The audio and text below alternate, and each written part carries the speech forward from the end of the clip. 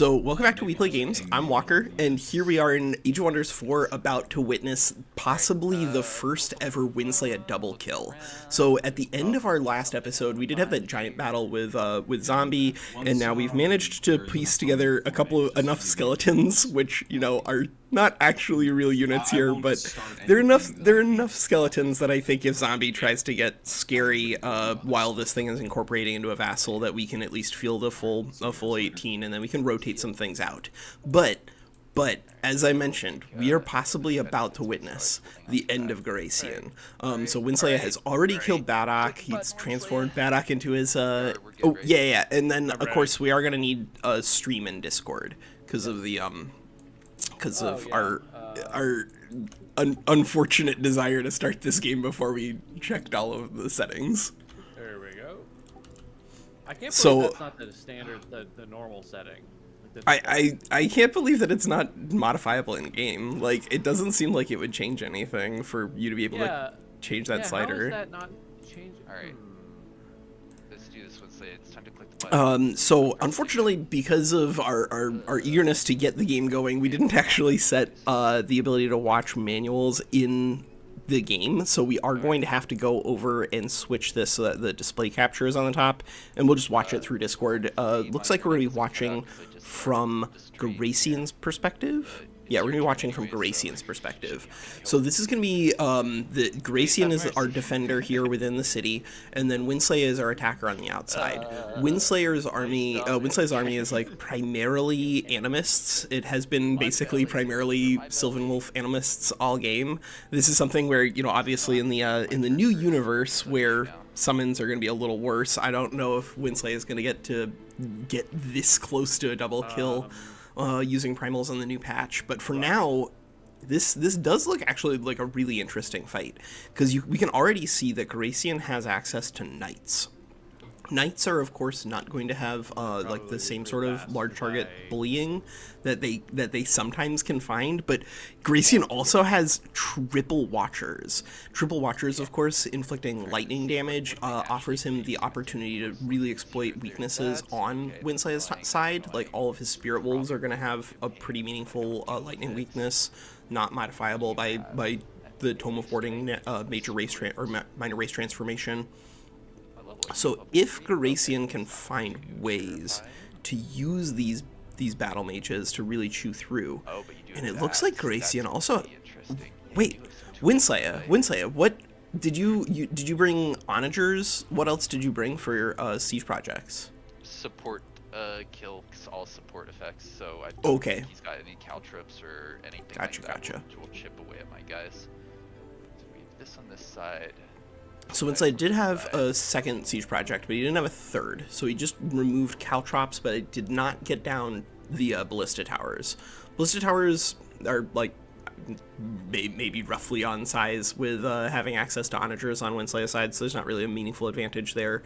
But that is scary for WinSlaya, because he doesn't have like the same sort of massive advantage that you sometimes get when you're on the attack in this. If you have a lot of really good siege projects, then these siege battles can get easier than fields.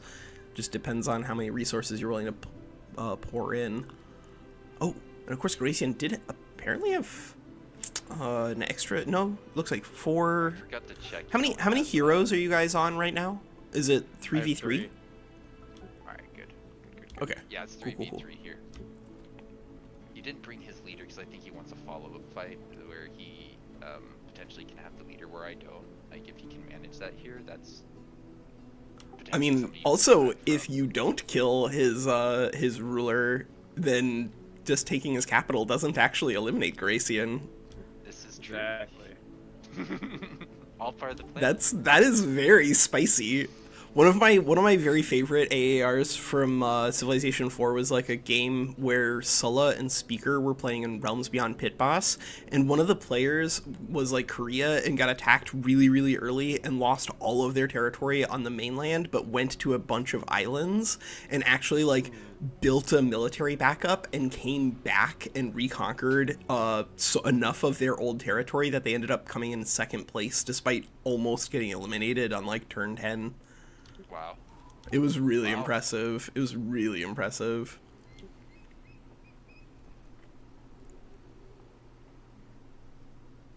But this is a really good. I think this is actually going to be a really good fight because the access to the Watchers here gives Garacian just such a great tool. Now, mind you, it is a rough thing that Watchers don't have access to the AOE that you traditionally find on battle mages, and against these lower tier spirit units, sometimes an AOE is a good thing. But if you can stun a summon and then immediately kill it. That's not a bad thing to do either. To spray Wolficide along the outside of the wall about a foot from the base. How's this guy frozen? Wait, what did you do? I cast the spell in the first turn. Ah! Haha! Suck it. Yeah, so the Wolficide will cause any wolves to die within 3 turns. Which is unfortunate because that's how long they last anyway. Yes, that does sound unfortunate. But of course, WinSlaya is not out of tools himself, even if his summons do drop off. You see there a White Wolf. White Wolf, as well as he has a Spirit Wolf, like a natural one, not the Primal summons. So he's got some really scary tools to work with in terms of his melee. Okay, we'll guys, see how he tries to utilize this. Fight. I go make some coffee to wake up. Okay, yeah. And then you're gonna come back and cheer me on, right, Zombie? I need you. Yeah. Okay. He does need you. All right, so now we get to see WinSlaya take what, like 40 actions per turn with his 10,000 animists. I might go take a nap. I'll set a timer for 30 minutes. No, Garacian, you have wingspan, right? On something? Yeah, I do. Yeah, we can just. Though. Do you have it like on Switch or on mobile or something like that? No, I have it on Tabletop Simulator. We could launch that simultaneously. Yeah, that's it. We can double queue. Yeah. Hey, I got how do I not politicize? Let's see here. So the designer of Terraforming Mars came out as having some questionable feelings on people of certain types and races.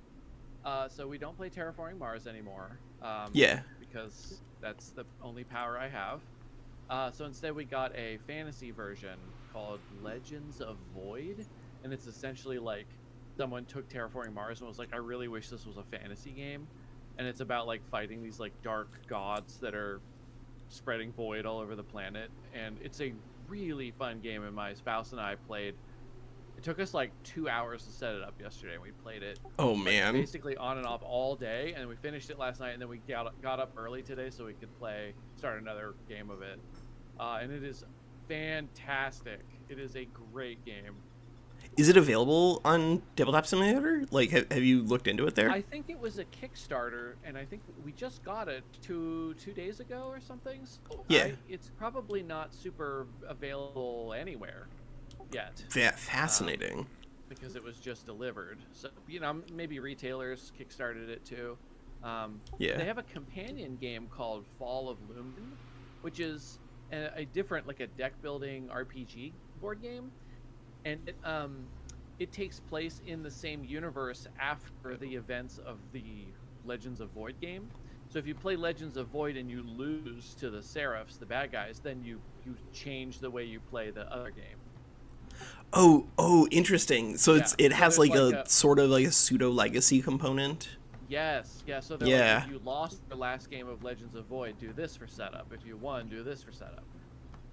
That's cool. Really That's cool. And it's like, it makes so much sense because in Legends of Void, there's this faction called the Lumen, and they're like the godlike people that sit in their floating city doing absolutely nothing to help you. And so in the follow-up game, you're like competing against them. You're like, thanks a lot for all of your help. Now we're gonna take you down next. Which is super, super cool. Have you guys ever played Spirit Island? That is my favorite board game of all time. I can't necessarily say it's my favorite, but it's certainly one of the most interesting board games I think I've ever played. I have every expansion. I also sort of How do I not sound creepy here? I sort Oh. of like tracked Oh, down man. the developer at Gen Con Garacian one year and got Also to has know him and got photo 3 with him and Phantasm stuff. Warriors. Phantasm Warriors. And he was so Wait a nice. second, what rank I was are like, these? Hey, you're Eric Gross, the designer of Spirit Island, right? And he's like, yeah. I was like, I just wanted to tell you that that's my favorite board game. And he was like, walk with Tattoo me. my forehead. Walk And then with I got me. to like Aw. walk around the vendor hall with him for a little bit and chat about the game. Dude, that's awesome. That's Yeah. That is really cool. Yeah. Gracie, not to distract you, but what rank are your Phantasm Warriors here? Yeah, stop distracting me from what I'm talking Yeah, about and putting from- me back in this game. What Yeah, rank are my I'm Phantasm helping you center yourself for the battle, Both of them young have warrior. Gold medals. I think they both have. Sorry, I think of them as gold medals because of Age of Wonders 3. Yeah. Elite. I think Elite, they're both have elites. Oh, No, you have a three. third there, don't you? Yeah, you have 3. Elites. Yeah. I think Okay. those are mostly the only units with. Well, no, my defenders and knights have some experience from Scions of Evil. What sort of enchantments do you guys have and WinSlaya have? Let me click on somebody. I have Frostblades, Magical Wards.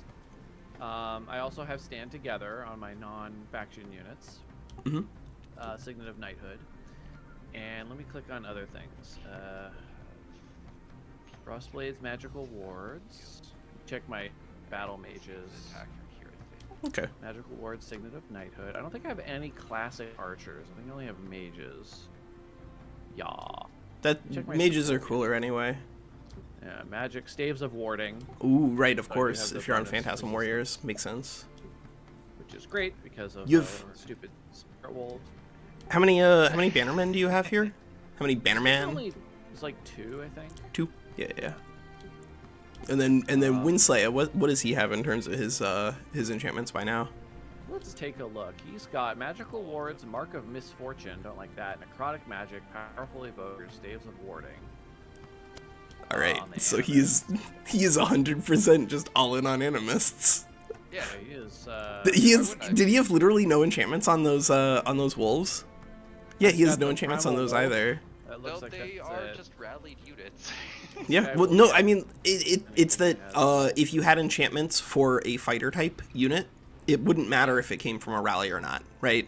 it's So just like I wasn't literally planning all on of your getting enchantments are in on animists. I wasn't Yeah. planning on getting anything other than Animus, so Yeah, he's just got. That is Primal wolf. certainly a mood. Did these ever do anything? I don't think onagers Oh, 'cause are they're siege eligible for units, any. So there's like no.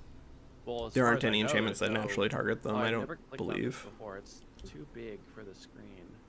So she said. What did you say? What did you say? No. Nothing. No. Well, this is going to be really interesting to see because like you have a lot of elemental tools that are good against the things that WinSlaya has, but he is going to have a gigantic numbers advantage, and then it's Yep. just how do you navigate that, having presumably higher quality but significantly lower quantity. Yeah. Hello.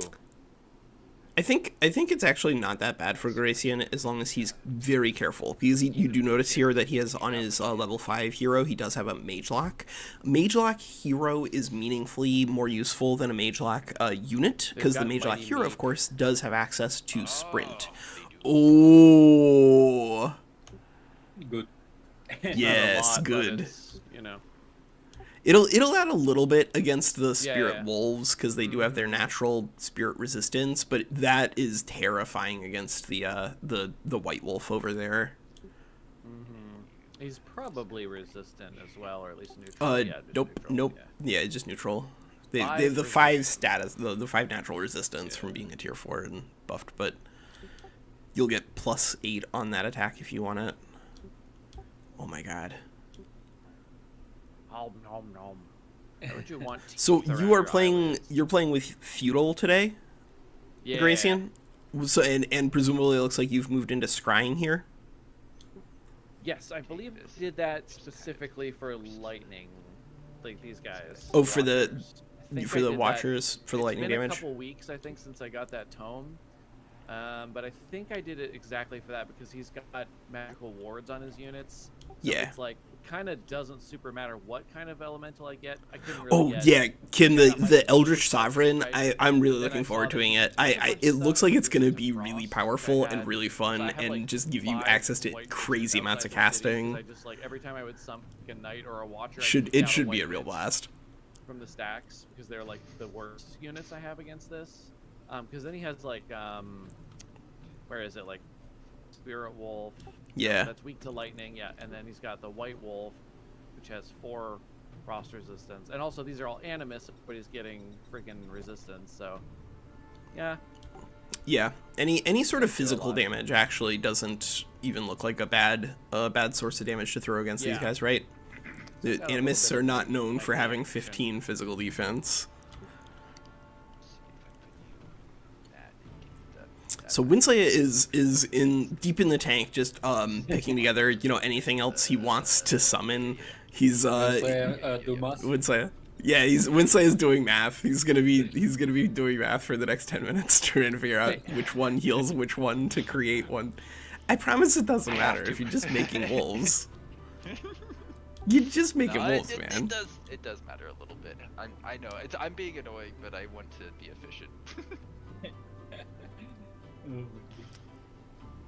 You're good. It's all good. Always. No matter what I do. Psychic gaze. Oh my god. Yeah, no, I'm trying to read those and position my guys, hopefully, so they don't get too many of those just slammed on them.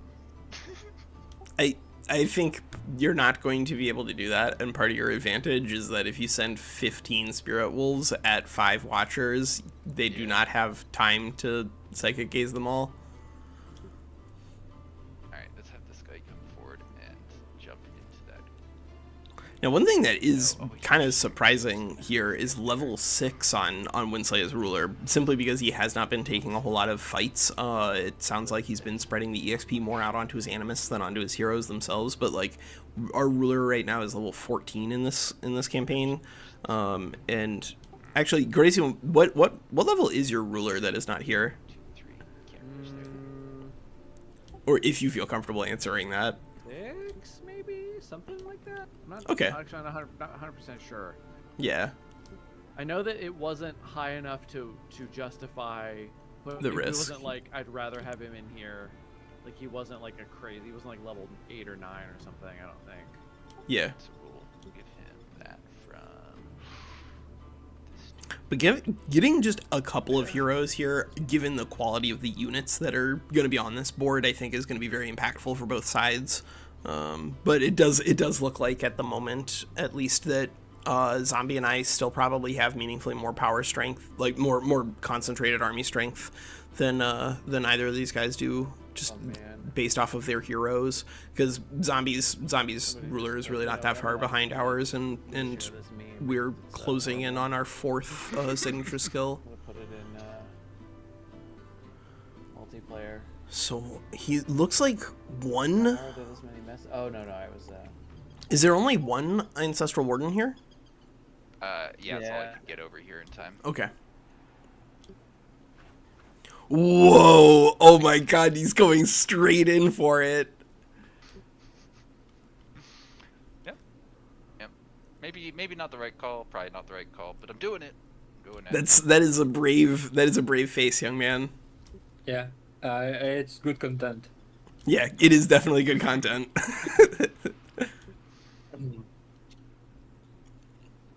That's actually really potentially very terrifying for WinSlaya, because not only did he dive in White there witches with are actually that 3 bombs and a very extra- important piece against these knights, but he didn't even get to engage Oh, a knight. no. Like, you note there that he just like jumped in and attacked a couple of the white Activated witches by and a stabbing. hero. Like, that white witch could even just break away, turn around, and freeze the Ancestral Warden. And if Garacian can get that pick on the Ancestral Warden, then I don't really see anything on WinSlaya's side that can like easily counter the knights. I don't see a polearm hero or anything like that.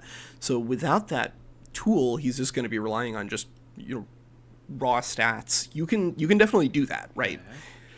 You can just attack people with pure stats, but it's a little trickier to get easy wins that way. So he's looking at potentially a Visions of Woe over there. I mean, that could be worth doing. Like part of the complication for Garacian here is that, of course, if you're just fighting all of these summons all day long, you're not really getting great value in terms of your own morale. But he might have to do it. And if he can do it efficiently in terms of actions, then may not be too far behind.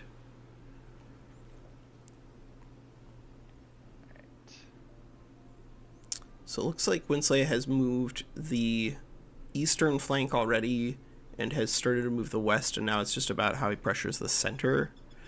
Yeah, those White Witches. How can he get a reasonable frozen? 90%? Oh my god, if Garacian sees it, he can get a 90% on one of the wolves that will trap the other wolves outside of being able to move in to attack. So you just saw there that he moused over one of the two spirit wolves, and he could freeze that one, lock the other winter wolf behind, and then defend, and he could make it presumably so that none of those wolves could productively attack anyone. And that's like kind of exactly what we want to do if you're going to be fighting against a bunch of summons. Just make it so their turns don't do anything. And then having the extra actions doesn't account to as much. Especially if it causes them to have logistic problems where they can't actually get where they need to go to fight. WinSlaya does have another spider on his red spider matriarch. So he's got that. Go here. You're actually just getting here, Alp. So the fight has just begun. We see here, this is the fight at Garacian's capital. It does appear as though Garacian is not bringing his ruler to this fight. And so in the event that Garacian loses, he doesn't automatically lose the game.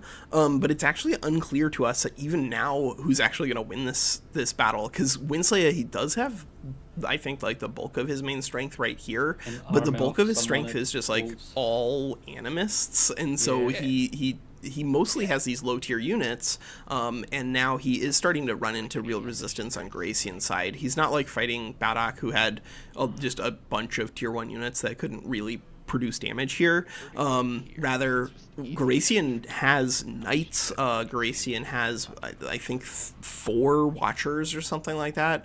And of course, because all of these guys have primal wolves and lightning weakness. You want to play on next game?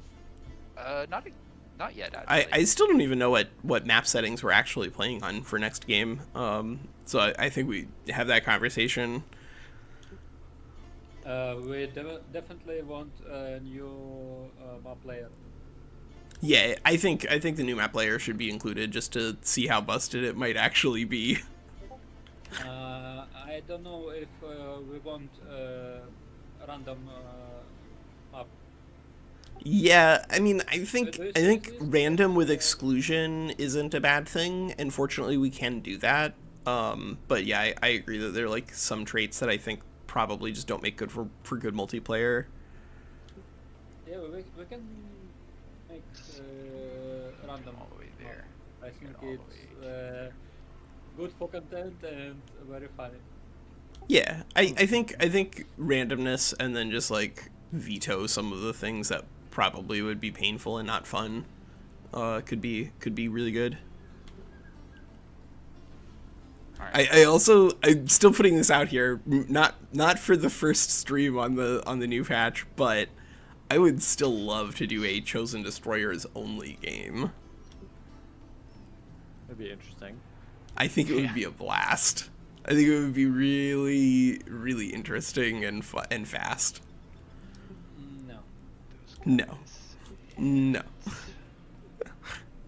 It all depends on luck. Who's near killable free cities? Yeah, pretty much. It's win. Alright, I've got like 2 I actions don't here. like games on luck. I think there would be ways to make it fun. Maybe, but It's only bad luck if you lose. If you win Yeah. with skill. Yeah, exactly. Just like how this fight's gonna go for me. I'm gonna lose. Like, oh, it's bad luck. You got lucky with all those wolf summons. Yeah. It's true, I did. He's rolled Yeah. high. You got 10 wolves. Yeah, he didn't miss a single one. I mean, like, Yeah. that's really unreasonable, honestly.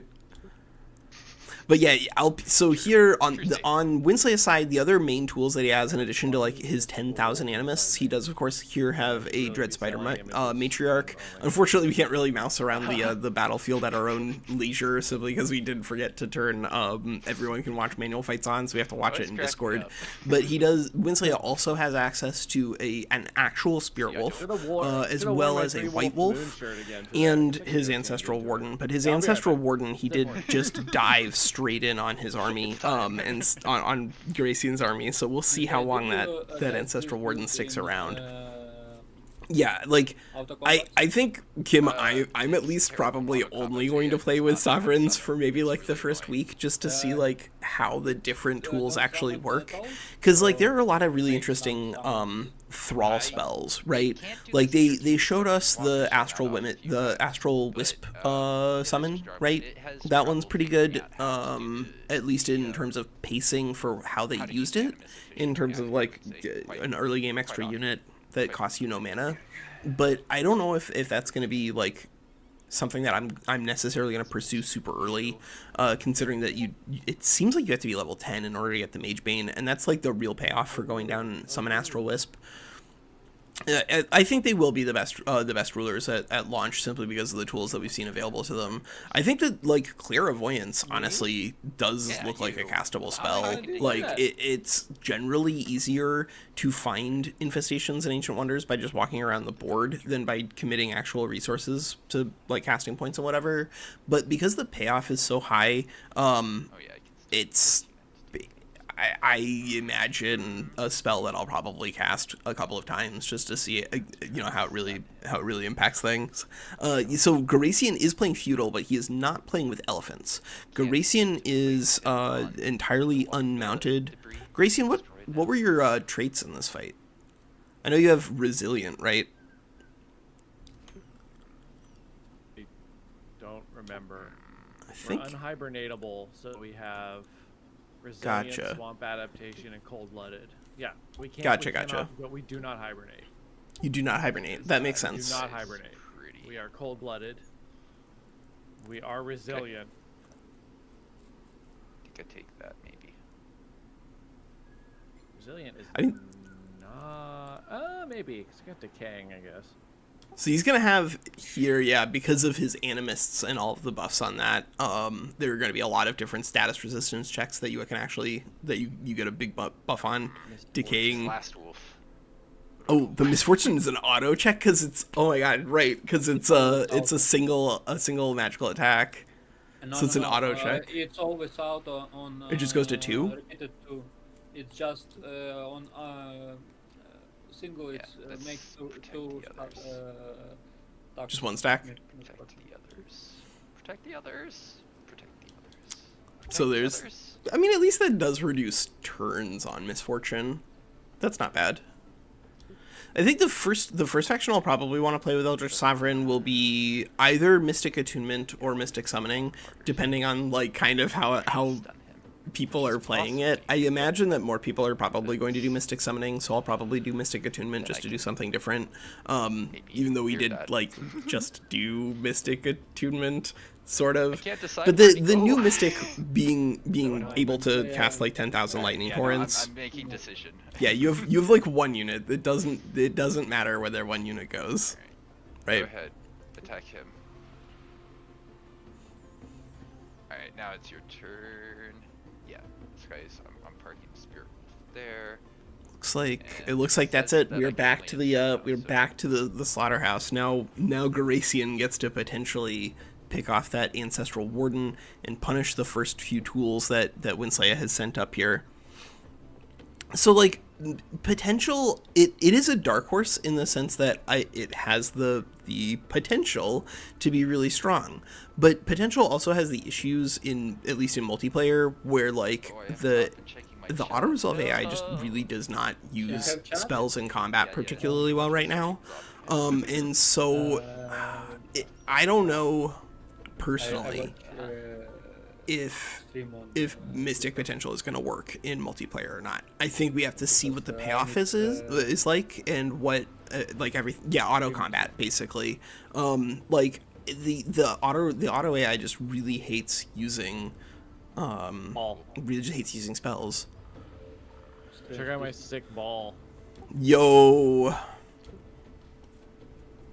Like the auto just really hates using spells and really hates using them efficiently. Oh, I is he believe it's the is target he gonna and see then it? The ones around the target, Yeah, not nice. the. It looks like Garacian might not see the freeze here, but the thing is that like if the AI works, or at least allows for potential to work, and the payoff is really good, then because there are some spells that are just like imminently spammable and very easy to work with, potential already could froze be when I very was using good. some of the first turn, so Like fine. I can see potential on Fanatical Workforce Just like, being something that is just do that. very nice. Because I like Fanatical Workforce even on Zeal, like on Mystics even right now, and it looks like they're gonna get a lot better. Do you not have enough range to hit anything? And of course, like the extra Yeah, shadow nothing is there. is That just guy nice was, for from the side their in Empire case you affinity flooded growth. in. Can't have all my range units get hit at the same time. Goody. It's okay when No, so I don't think we saw any. I don't think we saw the potential tier 3 unit or anything about like the way that potential actually works. Yeah. Like the amount of economy that you get from meeting its goals, which is why like it's something that you can speculate about, but I don't really feel comfortable ranking until I play it and see how the AI actually behaves. Alright, so what is Garacian aiming to do here? It looks like he might be aiming to kill the wolf there. Okay. That's a, you know, if you have the tools to just take the wolf out with a blind and then you get to withdraw your unit for free, that's a good deal. Yeah, the tier 3s that could change everything would be really interesting. But the thing is that like I don't see how. I mean, we'll have to play with them, but I don't see how any of the other Mystic tier 3s are going to be better than. 66% in your favor. I mean, 66% that happens sometimes. Yeah, 66% of the time it happens every time. Yeah. Oh. But yeah, like the Spellbreaker power is just so good is the problem. Like the ability to remove debuffs, but it's also in a universe where like Tome of Corruption is now going to exist. So I don't know how much that matters, right? Like if Tome of Corruption exists, then the Spellbreaker ability to remove buffs is like almost a bad thing, because it means that your stuff that you can use to oh no, Garacian's. No, I think you needed to use that freeze there to help pin down the east, but we'll see. I think that his best utilization of his spells would be to just make sure that the White Wolf can't do anything productive this turn by freezing the Spirit Wolves that are in front of it. But maybe he's got a plan. Yeah, like the attunement, it's working. I don't really care as much about the Starblades option on attunement. I just care that you get world map casting points, because I'm a world map casting point addict. Don't at me. And it does look like you get the most there, and more is more. Good, more is more. Good is good. Interesting. Did I just walk into a trap? Yes. It's a part. Large.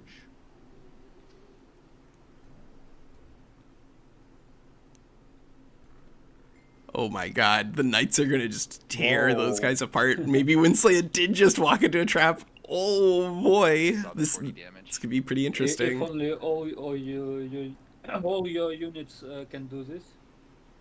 Yeah. Yeah, so Mount Masters, I think you'll probably want to take that a lot more consistently these days. I think Mount Masters plus Tough actually sounds like a really good combination of things to create like a synthetic exotic mount. Because plus 2 defense, if you just like do it right now with Mount Masters, actually does make a huge difference. Stop. No. Oh yeah, oh yeah. Do it. Good, yes. I'm tired of you trying to move around. Yep. Yeah, that might work. Putting a stop to it. I mean, presumably WinSlaya has something that removes debuffs, right? Presumably. Yeah. Maybe. Or maybe not. Oh, did I resisted a stun. I did it. Yeah. Go team. Now, I do think that probably Garacian should have just used his Bannerman on the very first turn, because the best thing you can do with them is just get your units like to not take damage by giving them extra defense and resistance, and then you don't have to stress their healing capabilities as much, because Bannermen are very, very good with warding, but their healing ability is just so limited that you want to keep the damage off to begin with. I think potential does have potential. I think that it'll be highly dependent for me at least how it behaves in auto resolves, how it ends up shaking out, which is why it's the one that I'm most bearish on, simply because I've been burned by relying on the AI to cast spells before, because it just has the AI has limitations, and spellcasting is one of them. But if they do have a good logic for it to cast spells well, or if there are enough tools that we can like control what tags are on what spells and whatnot, I think it could be a good thing to do. All right, so now it looks like Garacian has gone ahead and activated his Bannerman. Only got a couple units there, which is why you generally want to do it further back. So if it works on auto, then it becomes a question of like, what do you actually get out of it, right? Once we know it works, or works well enough, then we need to know what the payoff structure is like, and what the input structure is like, right? We don't really have those pieces of information either. So if it takes 5 castings of Fanatical Workforce to activate the bonus for the first time, and my phone keeps going off because I don't know why I can turn the volume all the way to the bottom and it'll still ding at me whenever my brother texts me in Facebook Messenger. I hate it. What was I talking about? Oh, if it works in auto, then like if you cast Fanatical Workforce 5 times and then it locks it behind, you can't cast it for 5 more turns. It kind of doesn't matter what you get, because that's not a good exchange, because you need Fanatical Workforce. Whereas if you have to cast it 2 times and then it gets locked for 2 turns and you get like plus 400 mana or something like that, then it's great, right? It's just that like there's some pretty big deltas we don't really know. So this is WinSlaya playing with Raptors on not high, he's on primals. So this is just like oops all animists on his side effectively. And so WinSlaya has potentially like an infinite number of units here because of the animist's ability to target each other and heal, and they don't ever run out of summoning, unlike the other summoners generally.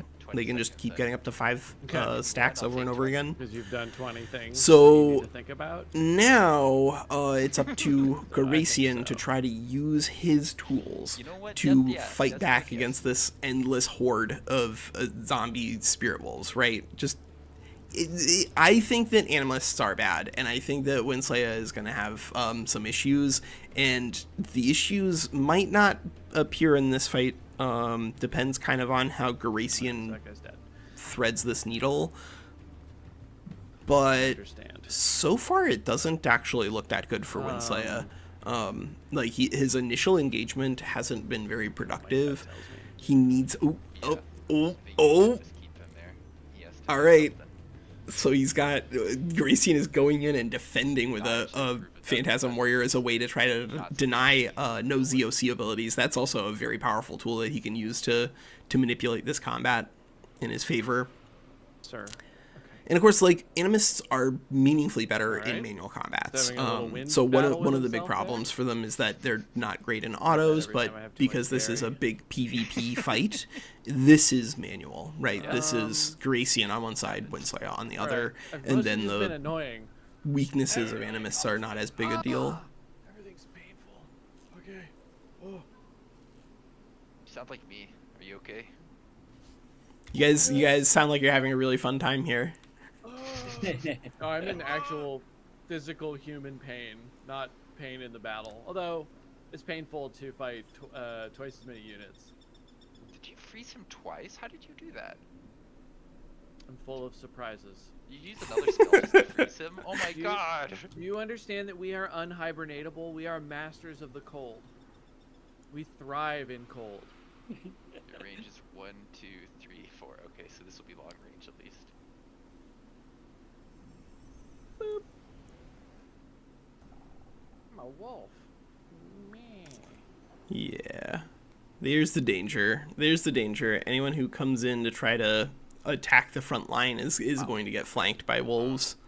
As much as I would like. I have battlements. I do have archer battlements. You have archer battlements, though. Yeah. Congrats, you did it. What the heck? I And must have built that a long time ago when I had archers. No, this is your capital, right? I think you just start Oh, with does it archer come with battlements archer automatically, yeah. As a Okay. form of just pouring a little of extra fortification on your capital. Okay. But like, if you start with Mystic, do you still start with archer battlements? Because that kind of sucks. Actually, I should check that. I can check that after this battle. I can see Yeah, what's in my capital because I haven't built anything there.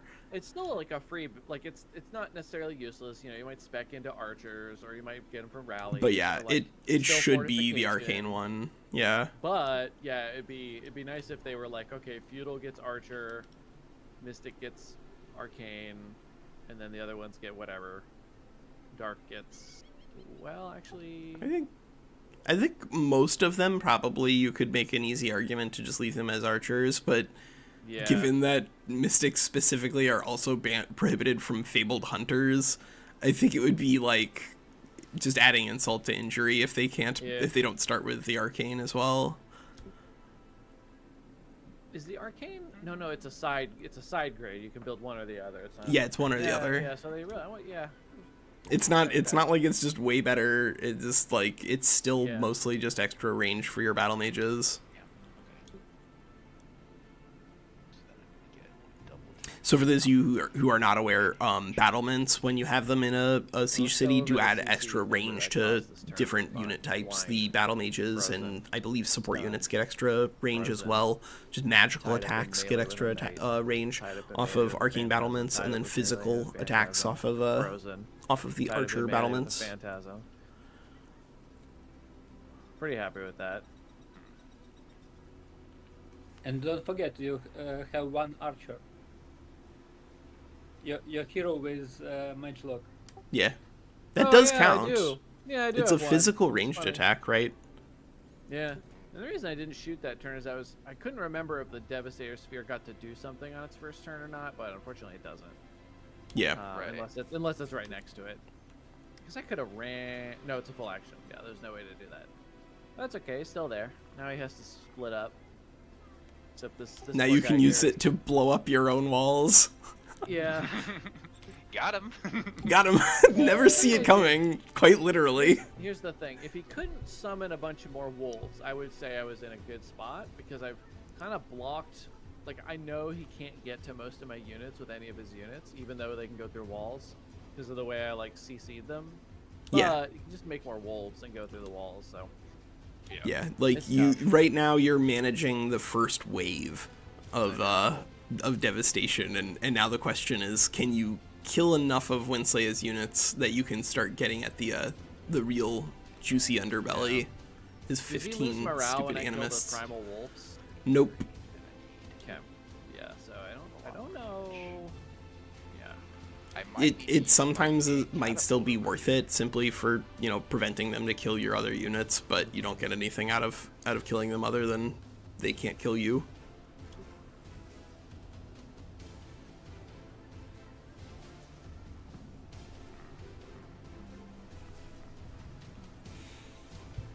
So WinSlaya is going to be trying here, presumably to heal some of these Animus to A, get more stacks of the Primal Fury up so that we can keep more summoning going, but B, because that is sort of his front line, right? His front line is mostly just healing these units over and over and over again to try to absorb damage until the wolves can chew down Garacian's units. I predict that WinSlaya won't play next game with someone else. You think it's guaranteed someone of those? Yeah. He can't help himself. Yeah. See if I can get this to land here. That would be kind of nice if it did. And I could kill with somebody else maybe. How much do you need? No, that's not gonna be a kill. Gosh darn you. So right now he is using the Spirit Wolf. I personally think that the Mire Crocodile is not the direction you should go for primals. I think that Mire Crocodile is probably the third best the primal spirit. I think so, like, generally speaking, the crow has the fastest movement, and therefore is like the easiest to just say that this one is the best, because like grassland is just amazing for blasting units around. But the grassland also has some issues where like the primal crow is probably one of the worst of the summons, and similarly for primal crow, you don't get anything other than just pure damage on the fury stacks. So like I think that the crow inarguably is the fastest in terms of moving your units around, but the tools that are available in the game I think reward you more for playing with Dune Serpent, because Dune Serpent has just like a better economy. I think mostly the crow summon is really bad, but you are so much faster on the grassland movement that I don't think it matters, and it is one of them that like shows up in multiplayer over and over again. The crocodile isn't like, oh, yeah, no, this is just my natural voice again. It's just the way it is. So Crocodile, it has some issues where, like, it can be countered pretty easily. You'll find that Diseased is, like, one of the... it's one of the most commonly immune type of things, right? Like, all of the undead are immune to Diseased. All of the ethereal are immune to Diseased. I'm pretty sure that constructs are still also immune to Diseased. And so this means that, like, Mire Crocodile is mostly only good in like manual combats against the AI, because if you play the game in multiplayer, at least, you'll see that like a lot of the strategies that are just like generically good that people gravitate towards, it does a lot of summon behind a mage who isn't immune to disease, but a lot of the tools that people play around with ultimately will end up with being immune to disease, and then the damage just drops off really quickly. And then of course blight damage is also like generically one of the worst damage types to be dealing, and so although the croc, like, it's very, very good in manual battles against the AI, because of the very particular tools that it uses, it's not as good for multiplayer. I think Zombie doesn't want you to do it. Got it. Why is this catapult wiggling on its own? Oh, because it's like what? It's recoil, right? It shot and now it's going back to sleep. It's reloading very, very slowly. Yeah, goodbye, siege weapon. Outside the walls. After a shot, the defenses will fall. I think, taking everything into account, I think the best primals definitely are like Crow and Dune Serpent. I personally think that Dune Serpent is better than Crow because I like the Ancestral Wardens. I think that those are the best part of the primal package overall, and Dune Serpent enables it a lot faster than Crow does. And then after that, I think it is Mire Crocodile and then Mammoth. I think it is Mire Crocodile and then Mammoth, because Mire Crocodile inflicts dead on units, whereas Mammoth inflicts like the 50% chance of frozen, which is just not high enough that I like playing with mammoths as much. And the mammoths also have the issue where like they start on Arctic cold terrain, and so there's just like a lot of units that you'll encounter playing as mammoth that are naturally immune to frozen or resistant to frost damage or both.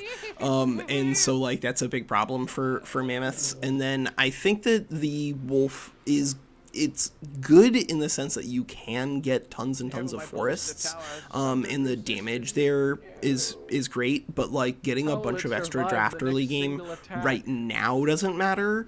I think the Sylvan Wolf might be one of the best ones on the new patch, because having a bunch of extra draft early game is a big deal. But I do think that like primals generally are going to have a rough time on the new patch. And then the worst one is obviously like Ash Sabertooth. Like their economy is basically non-functional. You can make arguments about using Forester SBIs, but like that's just not the way the game works. You have to get Foresters before you get your Town Hall 2, or you're just missing out on like way too much growth. So like until Ash Sabertooth gets guaranteed access to Foresters somehow, maybe a lagoon or maybe a magical forest that didn't get burnt down living in lava. I don't know. I'm not a flavor guy. But like mechanically Ash Sabertooth just doesn't work. It has star blades on the towers. It's because it's their economy. It's just because their economy. Because they feel kind of useless. I don't know. It's not like, I mean, it's not like they don't do anything, but like, I don't know, you have to build it. And then they're really easy to kill. Sorry, not kind of easy. They're extremely easy to kill. Towers? Or I was talking to my chat. Yeah, towers. Yeah, towers are have pretty like limited. Half the stats of a tier 1 unit fresh out the gate. Yeah, I think the main thing that towers give you isn't the in combat, it's the fortification bonus, just to slow down the enemy siege to give you more time to bring stuff forward. Yeah. Yeah, which is, I mean, that's a lot of time it buys you.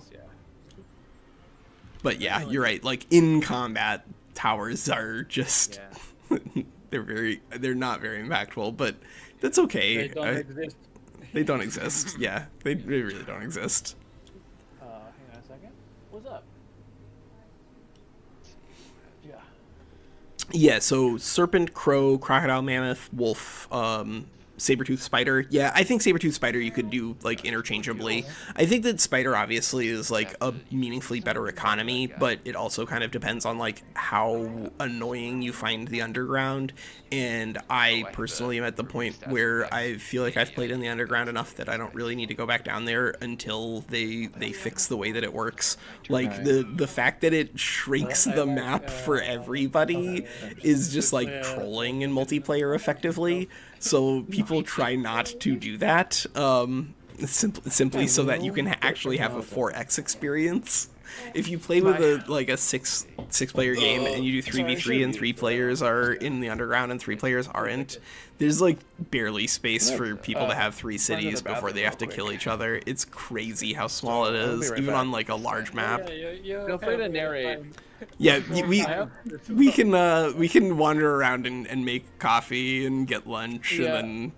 I have a wireless headset, so I'll be listening. Yeah, it feels so claustrophobic. No, it was like this at launch. It's just that now they're, especially if you do random rulers, because of the way they've reworked the way that trait points work, it's now a lot more common to potentially pick underground adaptation because there's just more points to throw at traits. And so you'll just see like the adaptation traits just get picked a lot more on random rulers, and because there aren't an infinite number of them, underground will show up a lot. Yeah, like I love the underground, to be clear. It's not that I don't like it. I thought it was a lot of fun when the excavation was so powerful, but like right now it's annoying and time consuming and high risk, and it's that way for everybody in the game with the underground player, not just the underground player. So like I don't like it right now. It's just not fun. But spiders are probably mechanically they're probably somewhere around mammoth, crocodile. But then you have to deal with the downside risk of screwing around with underground stuff, so I would just put them in the same bucket as Ash, where like I just don't want to play them. Yeah, 3 rulers, all 3 overground. That's fine. There is also an option to force everyone to play underground, and that does also get around this, because then everyone's on the same layer as their spawn, so that way the map understands that it needs to be large. But like they just need to untether it to being based off of how many players are on each layer. That design decision I don't think makes sense, considering that it's a 4x. Like if the underground layer is going to exist either way, then logically it makes sense to. Oh my god, look at Garacian's poor knight that he sent out here. Oh, I think Garacian definitely had the tools here to deal with this. Oh, that's enough. But here. Let's do it. I don't know anymore. Oh no! Oh no! Do you have an infecting staff? Crick blade. I got it. Oh, you got a crypt blade. Oh, looky you, fancy boy. Indeed. Alright, from here Yeah, I think it's partially because when you're playing with random rulers, this is going to be picking on adaptation traits a lot more, and then because they're 1 points, they'll show up more consistently on just random distribution of points, right? And so I'm not surprised that there are a lot more underground rulers, but I really do hope that they revisit the way that the layers work, and for that matter, just like the way that the underground generation works. You know what? Nothing is more miserable than discovering that the only underground passage out of your capital is immediately underneath a size 6, like a size 4 free city. That's pretty slow. Oh, you're just using. It might also be coded Eldashamps, because like I know that they wanted to incorporate some underground stuff in, because they did talk about that in their Discord. He's got the misfortune on him. Sure. I think, yeah, I think WinSlaya he's gonna probably still win this. It just depends on if Garacian can kill that Ancestral Warden here, maybe he can start pulling things back. But anytime you're fighting against Oops All Summons, you have to be really careful about how you manage your own units.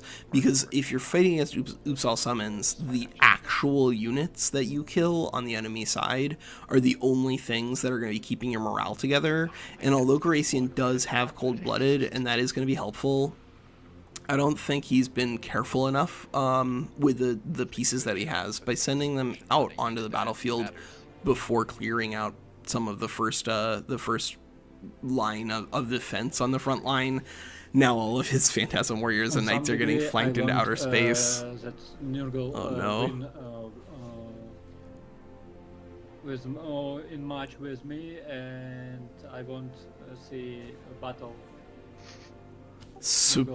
Yeah, I mean, Zabi, we don't even have to fight each other. If you don't like, I think we can make a battle happen. It just kind of depends on our timing. I want just seen colors versus summons.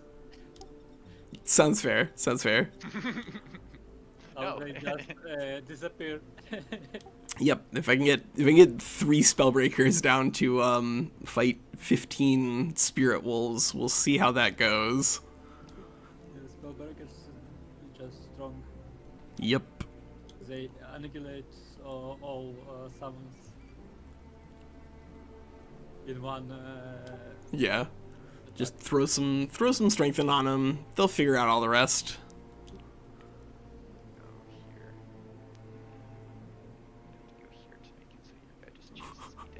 Whatever. Come chase me down. Okay. Give me your address. Never.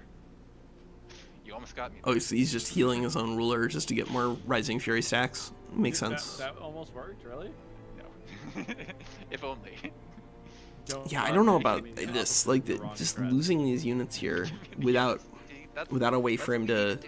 What is Garacian's plan? What is Garacian's plan? Maybe he could be throwing Marked in, actually, because he does still have the scry effect, so he could be dropping in Rock. that and then shooting with his mage lock and trying to kill the white wolf. That could be actually a pretty good exchange for him. Rock and stone. Did somebody say rock and stone? It's going in the book. That's grudging. You can't I out know, dwarf lore WinSlaya. me. You know, I used to really dislike dwarves in fantasy, like literature and games and stuff, and then at some point, like a switch flipped. I think it was when the Devar came out for Planetfall, which I didn't think I would like, and then I ended up like, that is my favorite faction. There's nothing funnier than putting some dudes in a trance and shooting construction equipment at people until they die. Yep. So good. Oh, this is my big drill, but it also mashes up enemy people. I still love miners with blasting charges. They're just fun. They're just fun.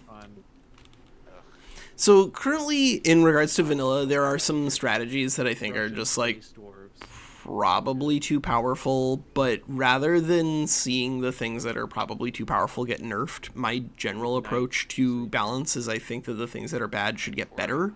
Because I'd rather see, like, there are a lot of people who have, like, so far Cosmic Goat, the fight is kind of going as expected. Garacian did have some really great tools for potentially countering WinSlaya, but Garacian is kind of new to multiplayer, and it does look like he kind of thought he was the aggressor here defending his capital. And so he took some of his important tools that I think he needed in order to win the mid-late game and kind of like rushed them off into WinSlaya's army. And so you see like over here this like giant clump of units surrounding a dead corpse. That's all of WinSlaya's units around a knight that he just picked off. And then Garacian has also run some of his Phantasm warriors out into out of the castle's walls into WinSlaya's army to try to slow down the speed at which the enemies are producing units. But because he's doing that, of course, he's offering his units up to potentially being sniped by misfortune or decaying. So this is a dangerous game that Garacian's playing, and I think he might be in trouble. But we'll find out. We will find out. But yeah, like, I think, so for Scalds, for instance, like, Scalds were too powerful, but part of what made Scalds too powerful was the haste, and the way they solved it was by removing the haste effect from Scald. Whereas I would have rather seen them simply introduce more haste effects on more things. And this is a balancing decision where, like, and of course, like, Scalds needed, I think if you, regardless of how you're dealing with them, I think they needed to move down to a Bannerman ability because they were definitely too strong there. But losing the ranged ability and the haste was a massive nerf, which also didn't really make any other support units viable. And so whereas in the olden days, before the Scald nerf, you would still see, like, Morgie and Endag and guys like that would still bring Scalds to combats, even when there were just, like, oops, all dragons on both sides. But now, because Scalds are worse, they just don't bring support units at all in the late game. And that's a consequence of having nerfed the Scald, right? If instead they had just buffed all of the other support units, then rather than just seeing the Scald, we might have seen a different support unit filling in that slot. So that's why, like, I don't really care what I think is too strong. I care about what is too weak, and I would rather see those things get better, so that way we see more diversity in unit combat. Yeah, like, I think that the way that Scalds got reworked, it was necessary, sort of, in that they were way too powerful compared to the other support units, but I would just rather see the other support units get better. Like, I love support units. I'm not going to apologize for that. They're my favorite. I think I may have removed a thing that may have let you get around that obscuring mechanic, because it's a support thing. There is a building that you can't make to help you get around it. Wait, I thought you were on Thomas Scrying. How do you not have? Oh, you don't. You just haven't researched the ignores guided projectiles thing yet. Yeah, I probably don't. I mean, I might be working on it now for all I know. I Okay. Don't know. I think I had to fast track these so I could get some tier 3s. Fast track these and get some tier 3s. Sorry. Yeah, like they could have just removed the haste. That probably would have been enough. I honestly would rather have just seen them put more stuff on the other support units, so that way, like, you would just be incentivized to run them more in larger, You can't more even hit any of competitive your real games. units. I hate this. But you know, the balance is gonna go where balance is gonna go. And definitely, like, I would like that to be revisited in the future, because they were too powerful. Think But we will get a just plan make of the other what to stuff do? good. That is a question that I think we can all think about. It's in my Discord here, and I think eventually, probably, but not very likely. I mean, has so. Triumph done any other very- sci-fi stuff ever? I think we No, might that was their use it first in like one. 6 or 7 years after, like, I don't think they'll do Age of Wonders 4 and then Planetfall. You know what I mean? Planetfall. Yeah. I think if anything, they might try a new formula, try a new genre game or something like that. Because they have been making these Ooh, hexagrid Garacian, for no. quite some time.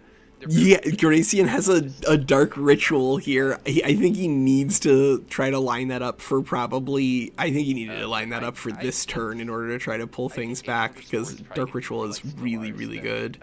Age of Wonders 3 or Age of Wonders Planetfall when it comes to development. I think they're very happy with the sales numbers and the reviews, and like Paradox as a whole wants to support them for the near future. They haven't said more than they're going to get support, which could mean a lot of DLCs. It could mean a few DLCs. It could mean something that we haven't even thought of yet. Ooh, I mean, like, tournament. Skirmish tournament. That would be, yes. What if it is a skirmish tournament? Sure. I mean, the thing is that, like, people work themselves into a frenzy on Reddit with relatively little information about, like, player base numbers and stuff, but Triumph is, according to Wikipedia, a 25 to 50 person business.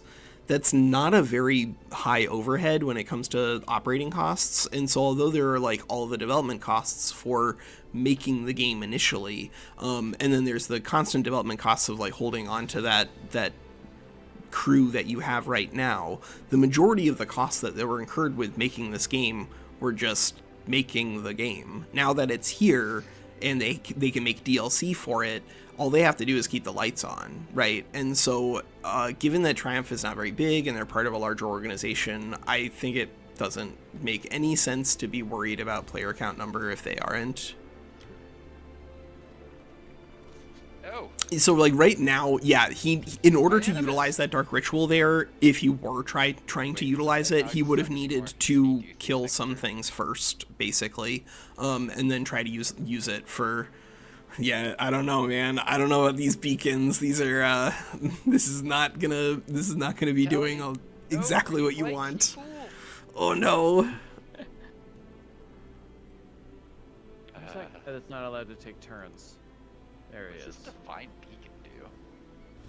Yeah, what does Divine Beacon do? There you go. It, Stunned again. No! No not turns exist. for you. My enemies! Stop trying to take turns. Divine beacons don't exist.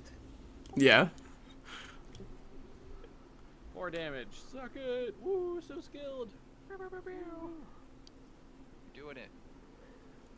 But, like, you can already see that there are a meaningful number of bodies on the board, so it would just be trying to line up where I'm going to say that probably 3 is the breakpoint for him, so maybe there just wasn't an option, because we unfortunately can't, like, mouse around the battle as much, because we have to watch the fight through the Discord.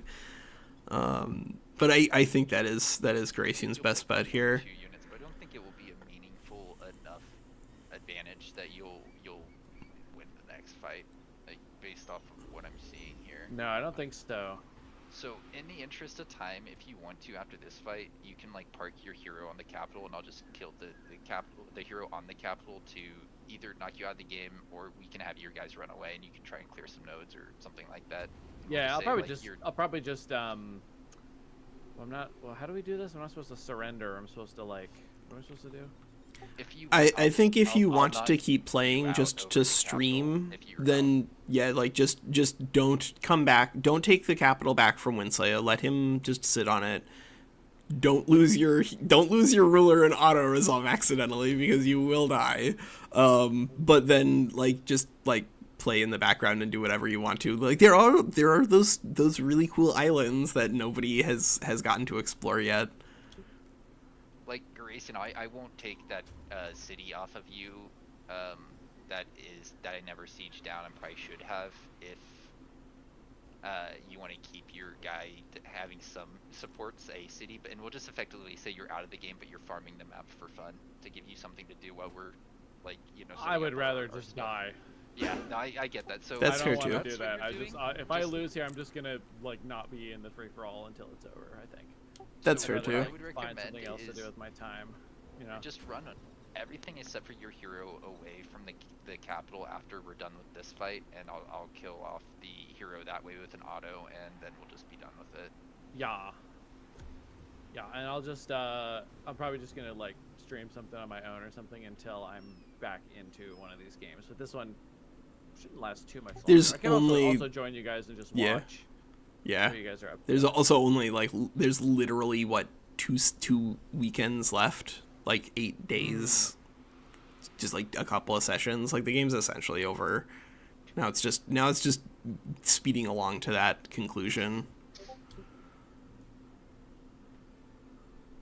Maybe you should have immobilized from that position.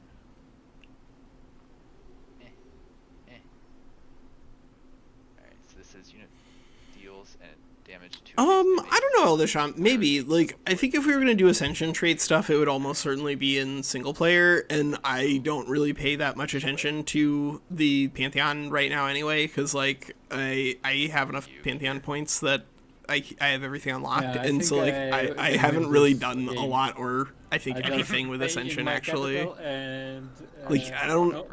I think you can ascend them in through multiplayer, but because most of our games just end with everyone just agrees that the game is over and just delete it in multiplayer, then it's the way it is. And I'll try and fight whatever's left over, because we're not gonna fight it like a proper thing. That'll take too long. Oh, he don't want siege my capital. I don't want to siege zombies' capital. That That would add. That would you sieged 2 capitals who combined have lower fortification strength than zombies 1, and it would be like an 11 turn siege of people just clicking end turn. It would A, make for really bad content, and be really boring. Like, I think if we want to have fights and we want this to be done before the end of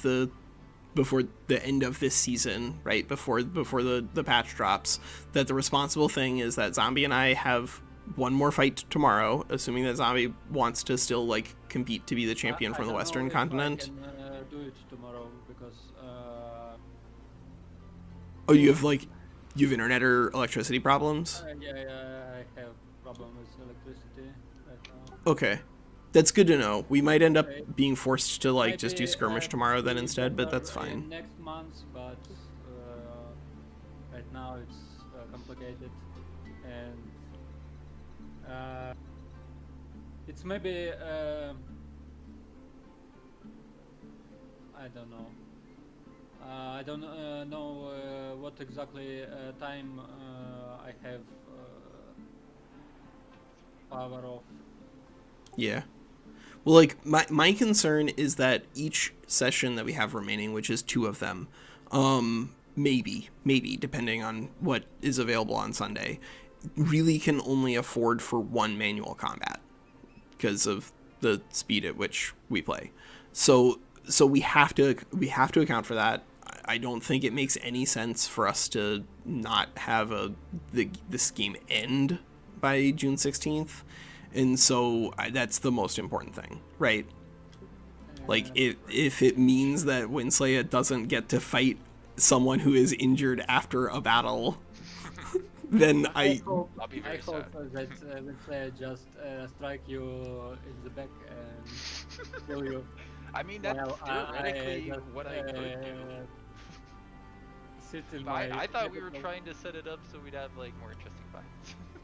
I think you're trying to set it up so that you have easier fights. Yes, Yeah. I mean, okay, sure. Should We'll talk definitely about do. this after this because I need to focus on my fight. So Age of Wonders 3 all-time current player peak was 19,500. Yeah.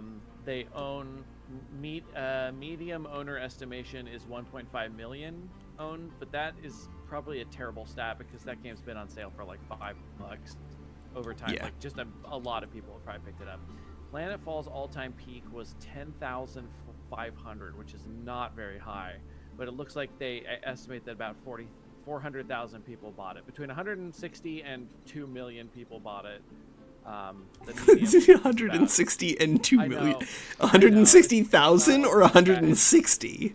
160,000 guys, to 2 million. Okay. While you have your fight, I go eat something. Yeah, Okay. it sounds good, I Zombie. don't have time to this.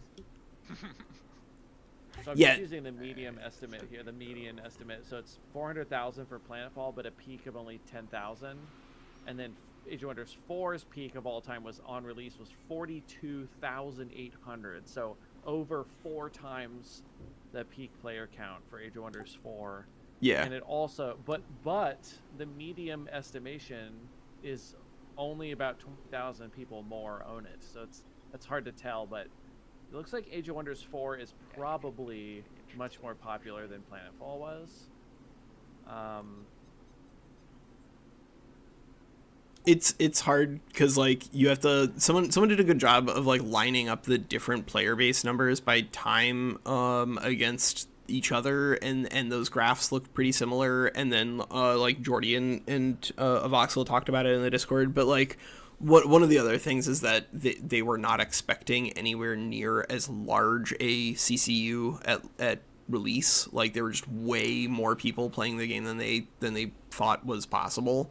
And so although like the player retention on some of those players hasn't been as high, that kind of doesn't matter because they were probably like speculative players to begin with.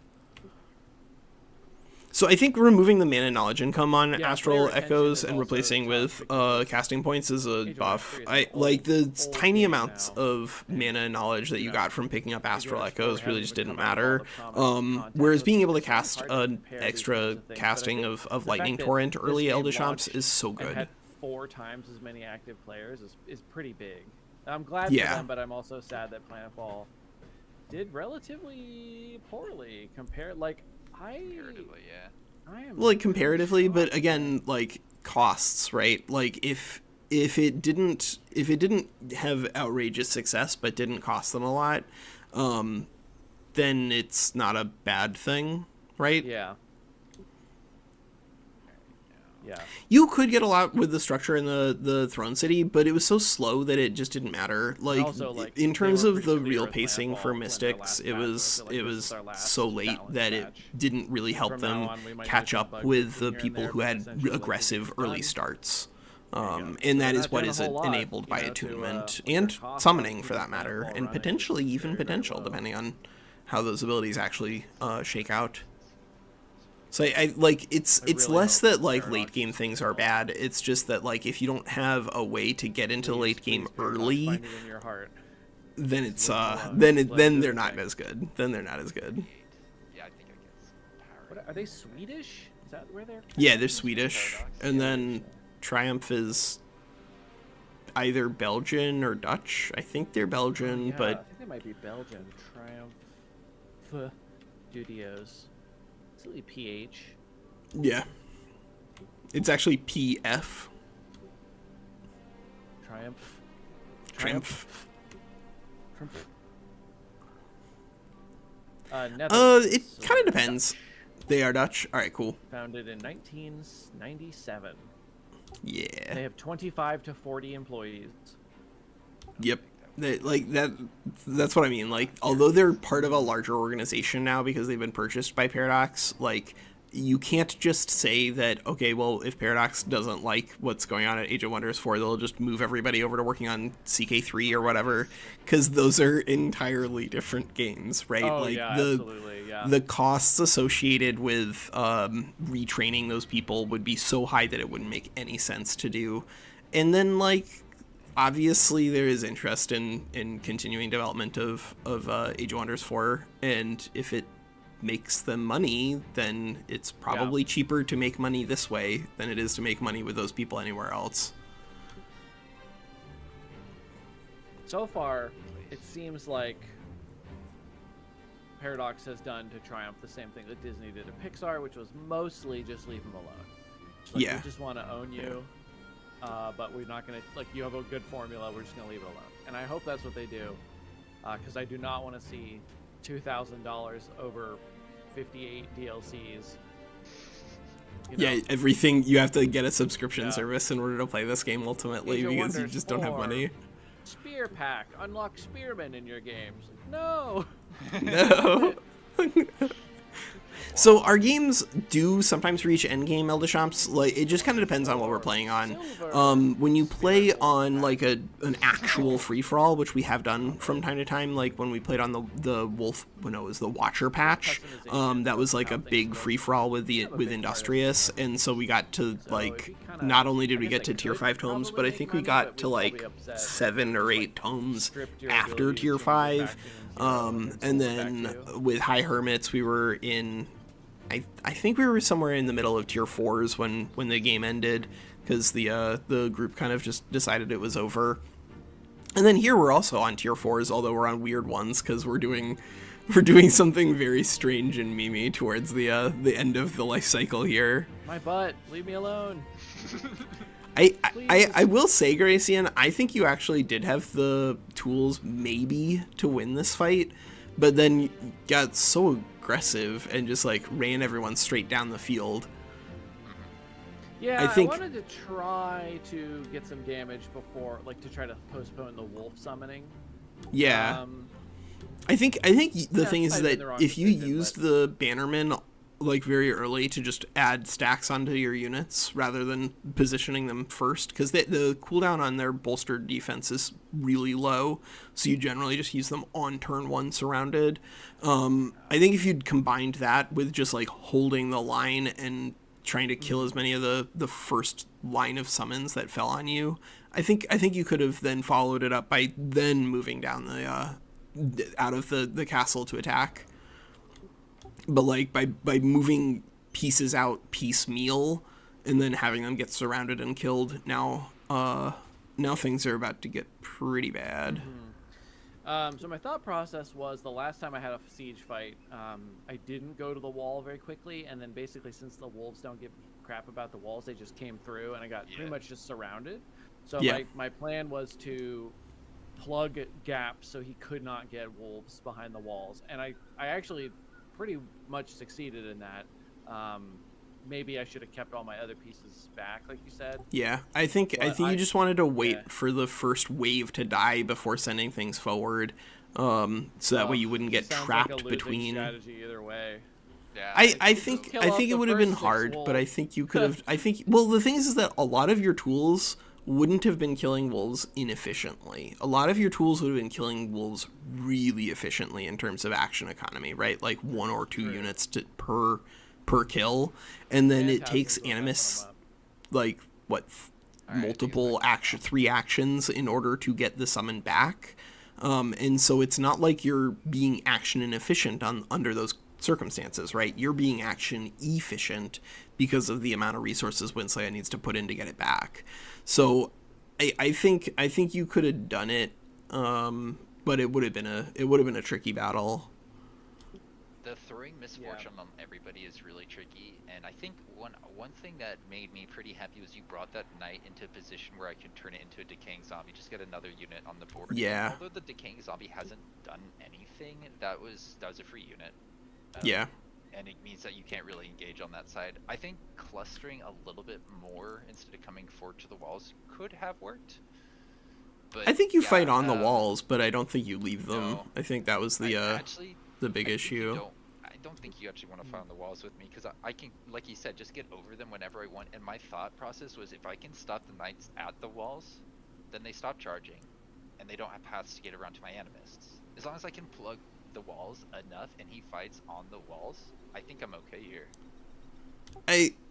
I think you underestimate the amount of damage that he had. What, like 4 Watchers here? Like, that's so much lightning damage. I think that it would have been pretty easy for him to pick off your wolves as you tried to send them in, and then you don't have like, because like, yes, they can move, they can phase through and whatnot, but they're not going to be able to do like triple attacks if they're moving in, and then they're going to get demolished by these ranged pieces, presumably. Yeah, the knights are the scariest unit for me because they can actually... Yeah, they kill can my do real enemies damage. pretty quickly, and then like, Yep. I didn't even notice they're giant slayers or whatever. Like, it makes Yeah, sense. they've been buffed knights. now. They're like supposed to kill dragons and stuff, right? Yep. There's Yeah, not one on the board for me to it's click. a good is there? buff for them. I do think they were a little bit lacking before. They're still a little bit lacking, but they're definitely moving in the right direction. Yeah. I think throw reinforced on them, and then we can talk. Like They that. look sick, but they were always weak. I always felt like they were slightly weaker than Tyrant, or not Tyrants. What's the Dark Cultures Knight? What is the Dark Cultures Knight? Dark Knight. No, nobody tell him. Nobody tell him. Oh my God! Don't. Is it really just called Dark Knight? Oh my God. Knight and Dark Knight. Yeah, and obviously Tyrant Knights are fantastic. But those don't count because they start costing. Oh, I can't look at Tyrant Knights here. Tyrant. Nope. You got to be in the right. There it is. Oh, don't even pretend these are I don't- organized well. I'm not not trying to admonish you. I'm trying to tell you you have to be in the right one, because it's not one section for some Oh, reason. yeah, let me just summon my magma spirit from my tome. Oh wait, no, it's in the Nope. wildlife section. Of I course. don't know why they divided this. This makes no sense. Who did this? Who's responsible here? Planetfall's like Wikipedia thing built in codex, whatever, was like near perfect. If I Yeah, remember. Civilization 4 was the Like, peak. a lot. I don't know how they messed it up so bad when they got to this game. It's ridiculous. I thought they didn't link a lot of the buffs and debuffs to what they did in the encyclopedia when Planetfall first came out, and they may have never actually done that. And I was pretty happy to see that addressed in Age of Wonders 4, but overall, yes. Yes, that's true. Yeah, hovering, the, the hovering thing is great. I love that you can just hover over nested things. That is amazing. Absolutely. But why isn't there a freaking search bar up here that you can just search all of these tabs? Because sometimes you're like, did I not search the right tab, or is it not in here? And then you have to try all of them, and then you're like, okay, it's not in here. Yeah. Which is And also the annoying. UI A lot for of it is stuff also missing. like Yeah. there's a lot of empty space that isn't utilized, and that isn't like bad from an aesthetic perspective, but like it means that almost certainly there's missing addendums and like interesting things that they could be explaining in the encyclopedia. Right. Now, like, absolutely, they should be proud of their models they've made. Like, these Yeah. are sick models, and I understand having all the space to look at it. I get that. But just like search bar here that the works on basic everything. information pages though, like the ones that explain rules, What? those ones are so boring to look at, and so anemic in terms of information. Like I don't think they even have information in there that tells you if you clear resource nodes that you get stuff. I don't think that's anywhere in the encyclopedia. And like although that is a gameplay thing and not necessarily like an encyclopedia adjacent piece of information, I still think that's useful for people to know, so they can contextualize like how important are these buildings. Yeah, you need to get Oh. that going. What? You turned your My ballista power. into a zombie, you And monster. it can't melee. Wait, It what? can't do anything. What? I didn't even know that could happen. Okay, you That's guys really stand up. funny. Do they block zone of control? I can't tell. Yeah, they block zone of control. But That's cannot stop that. silly. That's so silly. Glorious. Oh my god. That is goofy. I think WinSlaya is going to lose fewer units fighting Badok and Garacian than Zombie and I are gonna get off of each other in 2 battles. Oh, don't do it. No. Reasons. No, it went through. You got him. Morale. No, I understand you not wanting to siege the Capital Walker, but maybe you guys can do another siege and I'll just walk over to you so it's not like protracted. And we can have, like, I think if Zombie and I want to have like another good fight, I'm gonna have control over Bulwark in a couple of turns, and then there's also his big port to the north.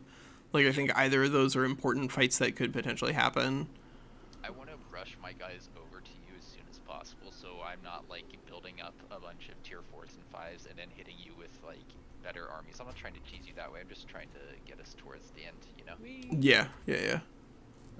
Guys, what we decide about killing heroes with spells? With strategic spells? I mean, I don't think strategic that. spell. No, Yeah, I don't think that lame. is good. I think that's very bad. I think killing anything with strategic spells is dumb. Yeah. What if they're in a stack? What if there's like a low health hero in a stack that you want to attack? Yes. That's what we're talking about. I don't think so. Yeah.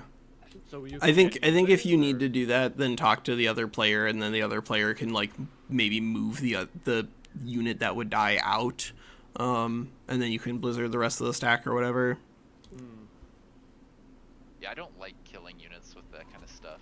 But like, yeah, killing stuff out, like straight killing it outside of combat is silly.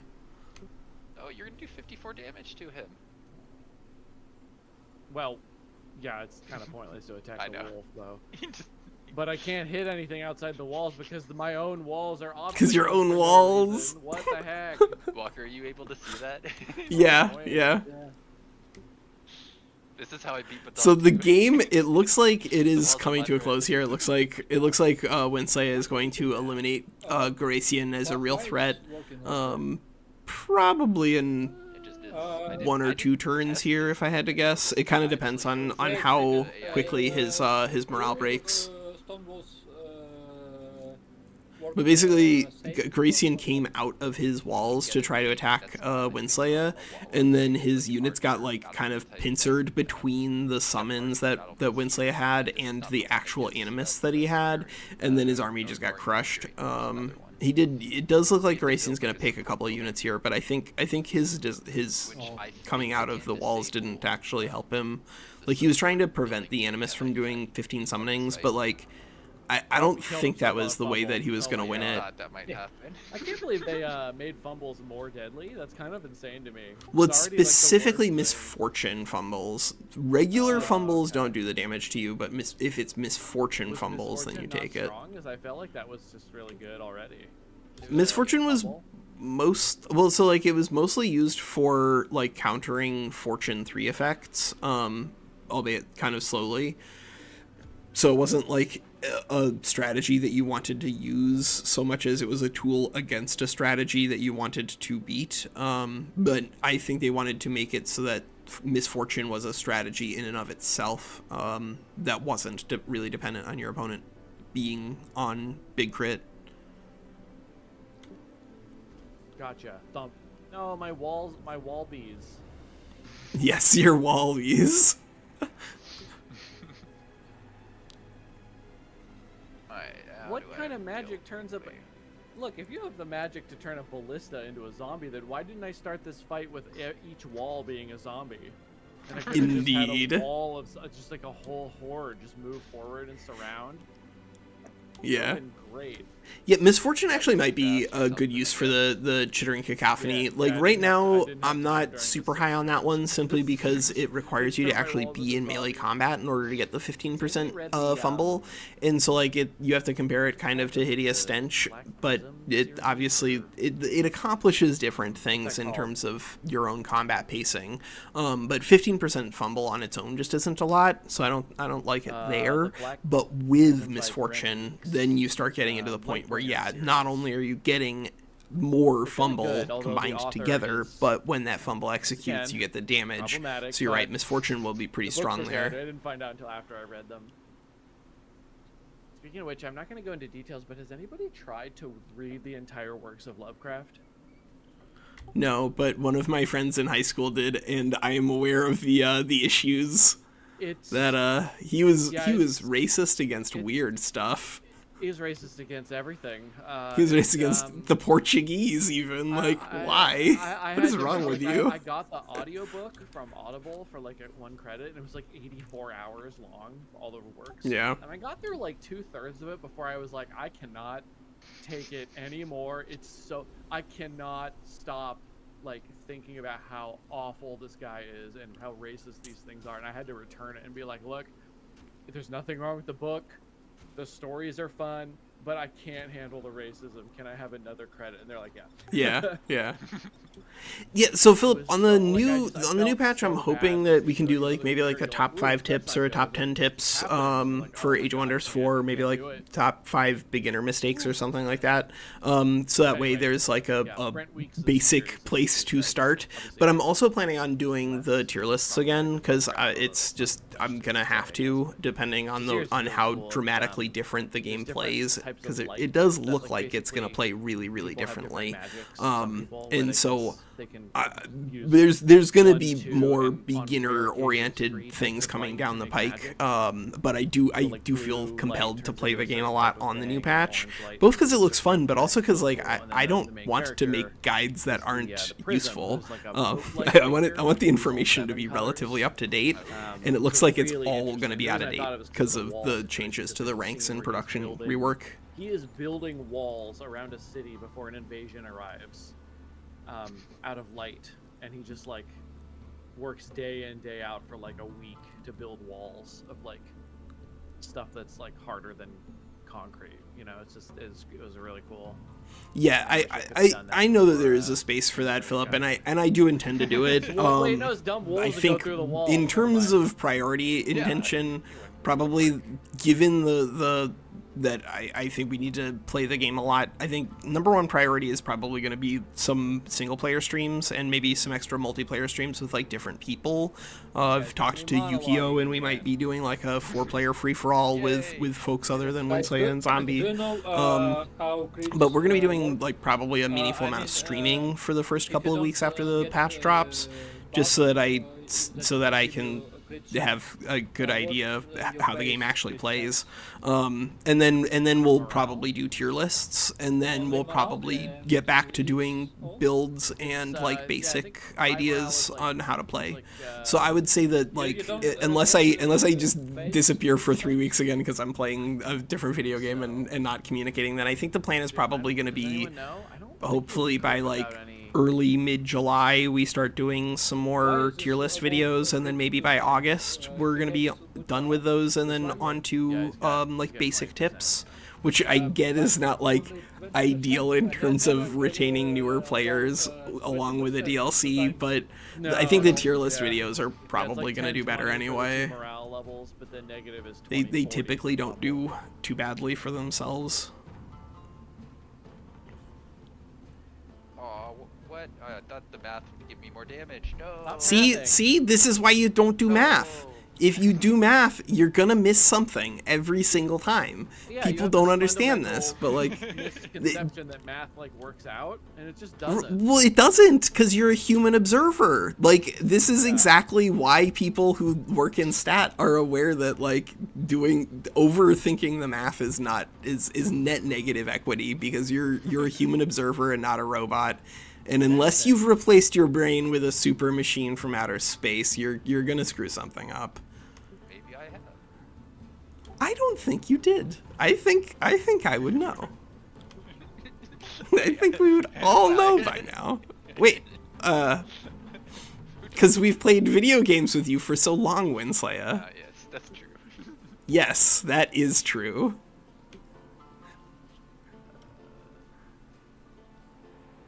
There's no secret club. Sad. Video game. All right, so what is Garacian? Oh, wait, actually, what time are we at here, guys? We're at 1:47.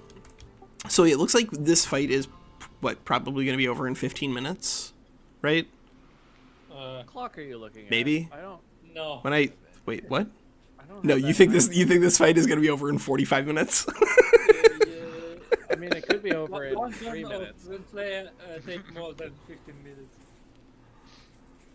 I mean, some of Garacian's units are literally routing the field, or almost routing the field, so this can't take that much longer, right? Like, my question now is, Why? so Zombie, you said that you aren't sure about being able to play tomorrow? I can, but maybe I Yeah, you can don't sit know. there. Is it a- I check when I have power. Yeah, because if it's a different time of day, then that's also not a big deal. Yeah, tomorrow I have 2 hours of without power. It's 1 hour later than we starting usually. Okay, so you say you're losing power for 2 hours starting at like 1 p.m. Eastern Standard Time? Maybe I don't know what it's in Eastern time. Do this. Are these rolling power outages on purpose to like conserve? Yes. Like, this generation is an issue. Okay. Because Russia just strike our power plants and we have shortage with power and have power off for Kill. for replenish this energy and other stuff Yeah. like rebuild, repair, all. It's hard. Yeah. Yeah, it sounds like it. We have attacks each day, and you don't hear because my mic don't get it. But almost every time when we playing, I hear alarm about attacks. Wow. It's Wow. very loud and not fun. Yeah. Yeah. I'm sure like it doesn't, it doesn't just become background noise ever. Yeah.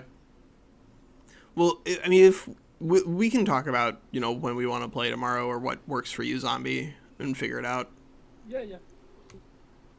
Well, like, depending, I guess, then on how quickly this fight is over, we might have time to do a skirmish afterwards, I maybe. have backup plan with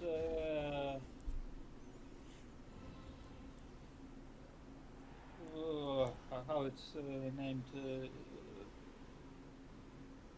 power bank with and with mobile internet, but Yeah. mobile internet's not good. Yeah, it would I be don't know it would be probably that would cause network desync issues that we probably couldn't blame on Triumph. There. All right. Well, back to you. You might get another one here because I left him a little bit vulnerable there. Oh yeah, he might. Oh, shit. You needed a restore. Well, WinSlaya. Reading about this now, and it looks like Russia's indiscriminate attack on power grid is in fact a war crime. Not that they're not committing 1, 2, 3, 4, several other Yeah. ones. Yeah, They don't several. care about war crimes. Yeah, no, I know. I wish Aw, we man, did. This topic's making me sad. I know. I'm sorry. Yeah. I get it because it's like it's definitely super relevant for Zombie. It'll affect his. It's relevant for all of us. Yeah, It's it relevant really for is. everybody. Yeah. But not Yeah. obviously not obvious. Okay, I don't mean It's to not downplay like how cutting out important our it is power, for you know. Ukrainians. Yeah. It affects him more. That's all I was saying. But yeah. Buff, stay in the fight forever. Whee! Yeah. Drag it Oh out. no! They were decayed. No, my decay. Drag it out. Drag it out. My zombie. My zombie. Oh, can you kill that animist there? There's somebody who's ridiculously low, right? Shh. No, he can't. No. Can he? I don't know. I don't know if he can find a place You're to slippery. attack out without being inside his zone of control is the problem.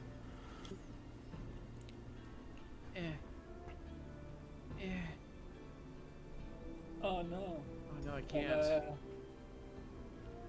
do it. Is there a way? I mean, that's something. Strength and No! No! It didn't actually change the damage. Maybe wait a second. No, don't let him do it. One hex more to flank attack. Near. No. Tiger. I mean, I think he could also One just like heal the Watcher enough that it doesn't die when it moves one away. hex to Tiger. It's yes, on this. Why would I do that? Just try it. You can undo this. No. Yeah, I wouldn't see why you would do that either. Okay, let's try it. I think he was no, I looking can't do for. that in Oh, the you can't do it from control. inside ZOC. Oh, Bannerman. That's alright, we got Yes. something. They're just so. I don't know. Bannerman are not. How many They need. wolves They do we need have? something. How many wolves They're are- good with warding, but only then. 5. Stab your wolf in the mouth. Oh no. Fuck. You killed the. Alright, let's see here. I like misfortune. And I Yeah, I'm- agree with your assessment, though, Gare. It does seem a little bit maybe too good.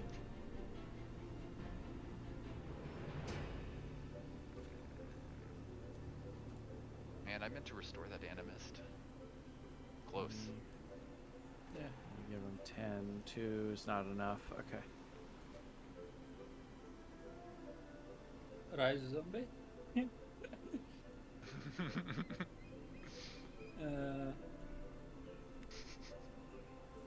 Yeah, I don't think Garacian has. I think he's just under what he needs to kill that animist, I which built is a so really easy frustrating. build, and I worked it. Work it, girl.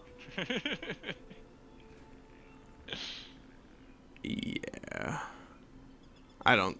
Maybe he's got. Do anything. No, he doesn't have any damaging Use these spells. He's already wolves. used that. Sorry, kid. Next game Just did card not- being, did not Primal Wolf person Have what he on it. needed here. No, I don't want to do it. Too Hell yeah. traumatic. He can walk away. Okay, and then do Wait, and he nothing. can do 28 damage? My god. I guess because it doesn't matter Wait. that he has 1 HP. Are Watchers always able to just float away? Do they not provoke ZOC here? No, he blind. Oh, he was blinded. Gotcha. You're gonna do.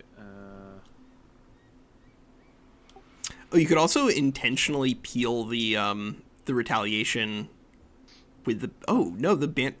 Why is it not taking opportunity attacks? Retaliation attack.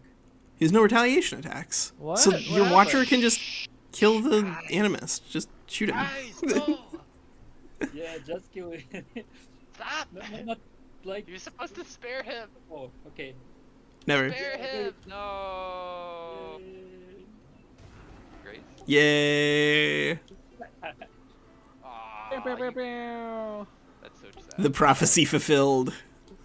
Oh yeah, where's that one guy that I try to? Yeah, you. He's playing too fast, obviously. Yeah, that's it. Yeah, it's it. Yeah, if you were playing as good as you could, I would never get a kill. Never. Oh, God, my Well, I had to hurt. restore there. That guy 100% didn't die.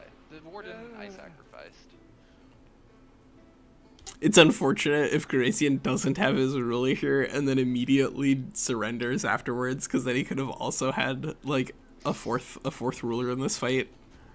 Yeah, it's true. Because I do think that he had the tools based off of what we saw here to potentially win this. Like I think he could have. He had a lot of lightning damage, and he did not have any like glaring weaknesses to spirit damage. Possible to beat on this level. He need tier 4, tier 5 units to beat this. What? Just I really don't unfortunate. think that's true. I think, yeah. He needs tier 7 units in order to beat tier 2s. Hold up a minute. Is that gonna... I never use my summon elemental. It's How did that happen? I think you just came up in infinite my face. amount of tier 2. it is a ridiculous number of tier 2s, but because of the action economy of creating them, like, once you can get to the point where you can two-shot them, then it's, like, not even really net beneficial in terms of action economy for you to make them. On tier 3, you can... See, heroes. Heroes and guns, baby.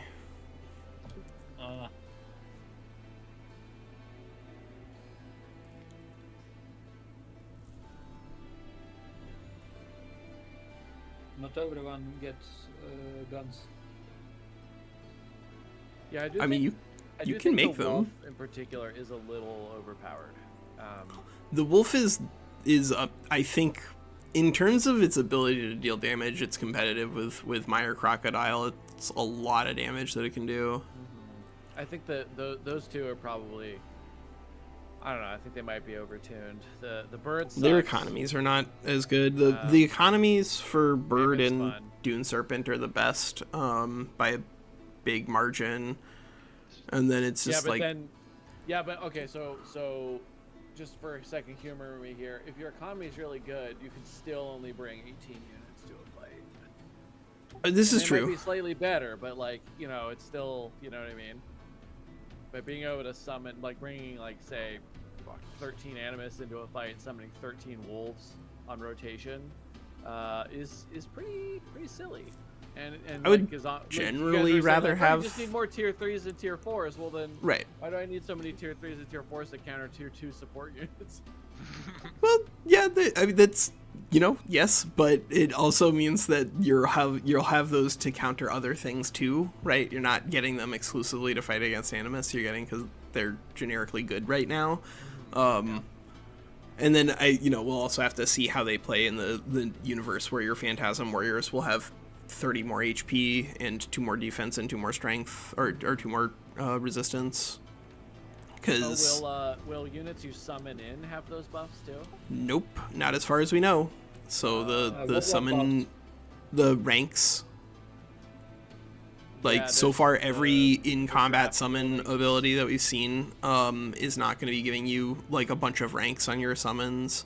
And so you'll be summoning recruit rank Primal Spirit Wolves into like champion and legend rank Phantasm Warriors, and that is... Wait a What I second, meant was if you summon a Phantasm Warrior, does it if get the... I Oh know, yeah, if you summon a Phantasm Warrior, just get a Wizard Tower. Wizard Towers give you ranks on those. Okay, cool. if I remember correctly, ranks from starting your from your trait that's summon give +1 level to summons. And from Mana Channelers, you mean? And from Empires 3 last for astral stuff that Yeah, give you there are like... I think there are maybe 3 2 levels. picks in the All entire this game that works might for increase ranks. summoned units in battle. Yeah. And then, but then, like, everything else outside of those 2, I'm pretty sure that modifies ranks will not modify your in summon I battle. think That makes sense.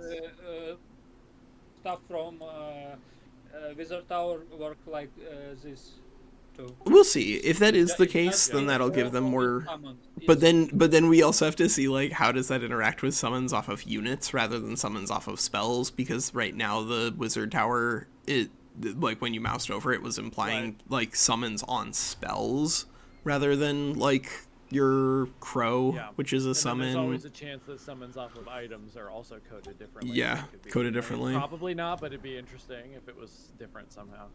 Yeah. We shall see. It don't matter what trigger summons. It's summon. One. Well, it depends on if Five. like with the It depends what only the if flags the are. unit has magic origin Yeah. or not. There's 9 spirit of these primal wolves on the board right now. Yep. All right. Imagine legendary wolves. Yeah, if With, they were legendary legs. wolves, then they would be very Can they scary. even- They can Killing technically momentum. Yep. Okay, great. because they're a mythic unit, Okay. so they can get killing momentum. But you can also give them killing momentum with wild speakers if you want. All right, I I'd enter like to give here. them reverse killing momentum. If they get a kill, they're stunned for 3 turns. Ooh. Not skill momentum so important. It's more health and defenses and Yeah, damage. just being a higher tier unit, just all across the board. All right, I didn't need all those animus anyways. I need to start getting better units, so it's good he died. My banner, it does nothing. No. All right, so you want to just send your guy into the thing? I mean, I might want the XP for all the other guys, but I don't know if we really all want to No, send you through don't that. deserve it. Don't deserve it. Awful. Yeah, whatever. Okay. Just Morty? suicided of neutral. Do you Oh, see yeah, this that's in true. neutral? I should do that. Oh yeah, you I can would do like that. to kill the hero if I can. Could you give the hero to me, please? No. Yes. Just the hero. Yeah, if you want, you can. I'll just auto that. Get a kill. Get 6 kills. He did it. Dang it. He did it. All right. Kill me. Yeah, sir. take his capital. All right, there it is. Garacian is dead, and WinSlaya has accomplished a double kill. The insanity is finally here. Oh my god. Still so wide and tall, though. What's my alignment? Can somebody tell me? Here, Leah, let me switch back over to the game, and I'll let you know. Who's that? WinSlaya? Yeah, it was WinSlaya. WinSlaya is 20. Yep. Oh, so I can afford to go 10 more down. That's fine, right? I don't do Sure. What you want? You're free. Well, Yeah. Does that change my alignment? I thought I could still Oh keep my these good. god. Walker? What are you looking for? Alignment better? I don't want to drop into the lower level because I'm devotee of good. So Devotee as well. yeah, 20 and 15 are in the same break point. What about 10? 10 is in the same break point. Yeah, So I can it's afford to take 10 to 25, I think, and then it's like 25 to 50, and then 50 to 100. But it's 10 and then up, or negative 10 and then down. Now I get to go around looking at everybody's units, and no one can stop me. Your capital Good. is actually a city that belongs to me now. I will actually Perfect. sell information about everybody's military status for I should go turns kill in the this next city game. before dealing with you guys up in the north. Right? I'll just So fight are it. we? It's like 2 o'clock now. Do we want to try to see if we can get a skirmish done? If you guys are up for Do a people have skirmish, time for please do it? Go message Niku. Why not continue this game? I mean, we could do that too. Is that where we I are? think I'd like to get Ninja skirmish if we can. 'cause Yeah. He I think was. He has been waiting patiently for 2 hours. Oh yeah, okay. All right, I think I'm gonna bounce because I'm feeling great today from my whatever happened last night. So Yeah. good luck with the skirmishes. And then what are we doing tomorrow? Are you guys continuing this game? I would like to, but yeah. I think it's Yeah. dependent on zombies' Okay. timing and what his Okay. power availability is. So it might be at a non-standard time. Like if I he might- says that he loses power an hour into our Right, normal right. stream, then it would be like we start at maybe 3:30 or 4 p.m. Eastern Standard Time So instead. I will likely not attend that one now that I'm out. I might stream something on my own, especially because I do have something in the evening that day. So if you guys start later, I'm especially probably just gonna sit that one Yeah. out, and then I will join Yeah. you back in when I'm not For the dead. super finale. But you could Yeah, join oh us yeah, for I the do super want- finale. I do want to see. Yeah, invite me to the super finale. You don't I'll want try to to. get- I mean, I'll you try to can get a skip the half hour, finale, so- but you should be That here for guy, the yeah. super finale. Do you end this turn? Yeah, I we should have end a this bunch to turn. Consider this. Just give me like a few minutes here, and then I'll do that for you all. Okay.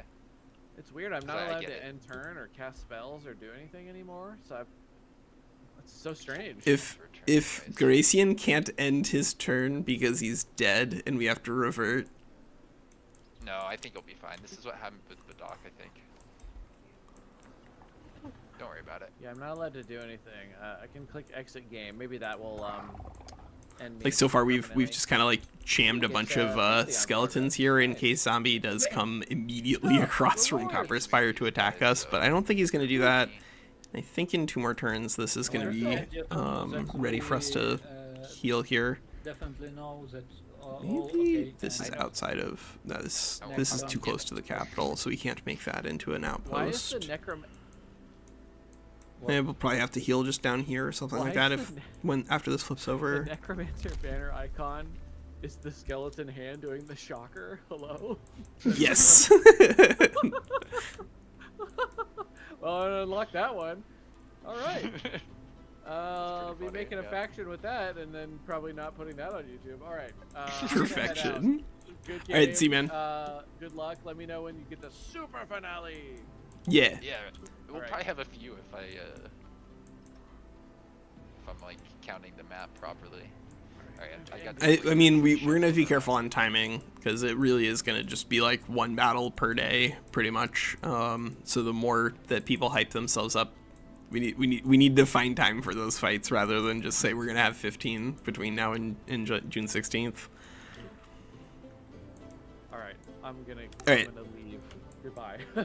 Do it. Get out of here. So are we doing Ninja? Are you still here? Do folks want to do a skirmish? I would love to watch one. I'm a bit, you know. Yeah, you're done, kind of so brained I'm a out. bit- You did you already did your skirmish for today. That's understandable. Now, these guys will Let's see. start making their way the direction that we need to be going in. Okay, well, I guess I'm gonna go ahead and just like close the game and switch over to skirmish then, right? Yeah, Wait second. Huh? I need to end my turn. Yeah, wait, things open wants to see. Oh, I have to choose for my. I have to choose my tome. This is Ninja. important. Oh, wait for WinSlaya to actually end the turn and roll it. All right. What did I have a tome plan? God, I'm getting to my tier 3 tomes. Walker, what would be really annoying to play against? I mean, He's a tier 3. so tier 3 support enchantments are pretty limited for what you already have. Like the Tome of Decaying does give you the Tome of Cycles does give you more decaying, but it doesn't really interact favorably with having already taken Tome of Necromancy, so that doesn't really give you like a meaningful buff there. I could summon in some. Oh, you chaos could probably go with They're Tome of terrible, Vigor. right? Tome of Vigor, because I think the spirit wolves do count as animals for the purposes of empowered beasts, right? Actually, would keep them around a lot longer. I think you're probably. I think that's right. you don't I'm have the pretty points sure for that it. they. No. Oh, what? My Well. nature build. Oh no! Oh no! Funny. Battle mages. This is that. Yeah, I think if you're going in on Oops All Animists, then probably Tome of Vigor is your best bet. Fortunately, I can do chaos and shadow. I think so. I got Okay. to pick the best one out of Oh, those. this some hero good with shadow one here. HP. Who? You took it down to 1? Yeah, no. No, he took it down to dead, and then I resurrected it back to 90, and then it was just doing its thing. Flash freeze is only I pretty can good. I do. become immune to frozen if I get frosting, which I think Walker, you were doing some frozens, were you? Or no? I was doing specific flash freeze. I wasn't doing a lot of frozen, but I have access to flash freeze. Alright, that means I want frosting transformation for when you flash freeze me, and then I can maybe flash freeze you if I get my tech. If I get enough Yeah, tech. yeah, yeah, dude. Cold dark. Yeah, we're just gonna have flash freeze on both sides. And zombie can counter us both in one go. Hey. Yes, how many that's minutes it. Takes me to research flash freeze. I'll just 0 because I got like 1,000 research. Yeah, you got 4 hero kills, right? That's 600 overflow. I think something like that. Ooh, and I can finally get Mark of Invulnerability. That would have been kind of helpful on certain units. Sure. I kind of have other things I need to research. And I have 300 gold. I'm sorry, this, I do have things I want to consider.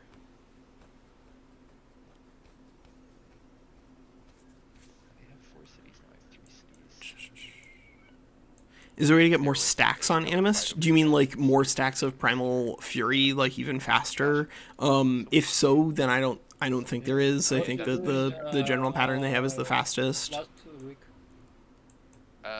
You I don't mean, I do was your getting turn ready for my at all? fight, and I wasn't sure. I got a bunch of gold there, so that was nice. But I did do quite a bit, yeah. I considered a few things. I need to hold on to the gold so I can maybe, what's it called? Buy rush. Yeah, exactly. Buy rush, or if I can, I want to rally actually. It's sort of like buy rush if you squint. Yeah. Yeah. And I still can build in here. Do you have the? You're fine. All right, I'll 70 gold. I debate whether or not I want to try to bring a blessed soul against a bunch of spirit wolves, because we would at least have like a bunch of spirit resistance, but we'd also be dealing a lot of spirit damage, and a bunch of spirit damage into a bunch of things that are naturally resistant to spirit just doesn't sound like a particularly good return on investment.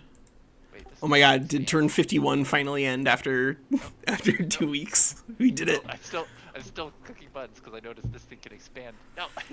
Oh, you could have done all of this before WinSlaya. Actually, this one I couldn't. The expansion of your city? Did you get food from that fight? Are you a ritual cannibal? I absorbed his city in one turn, and it was big enough to grow apparently. Oh, because yeah, I yeah. absorbed it actually. Yeah, it probably got a pop back from the nature one.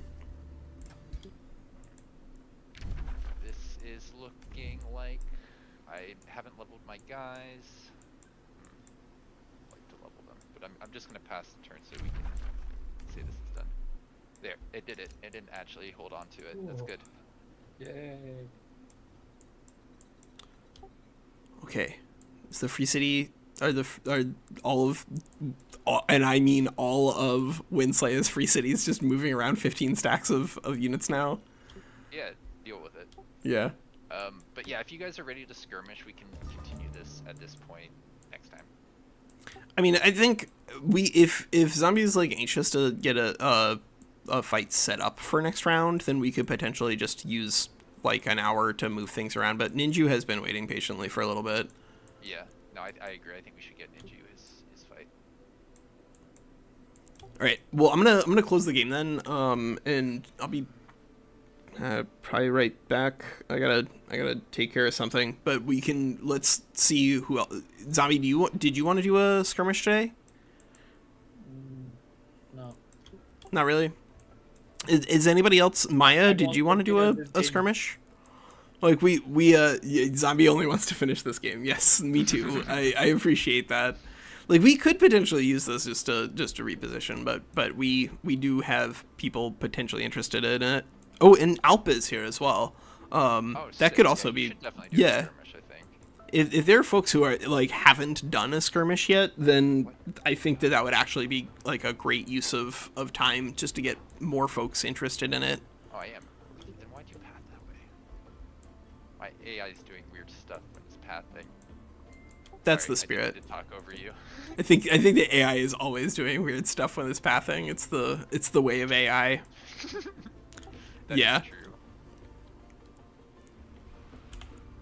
All right. Well, I'm gonna close the game. I'll just like leave it here. No. Nah. I'll close the game and then we'll relaunch it with skirmish and then see who comes out of the woodwork here. Mm-hmm. I like that idea. Sounds good to Yeah. me. Can I afford this?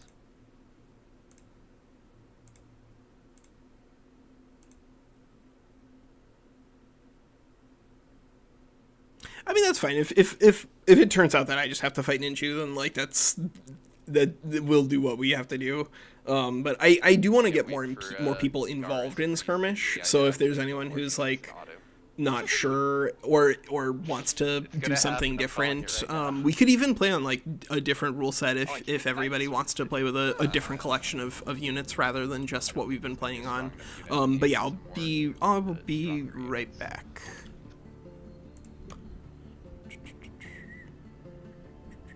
Next rally for 12 turns. My god, that's expensive. Are you guys weak to physical damage?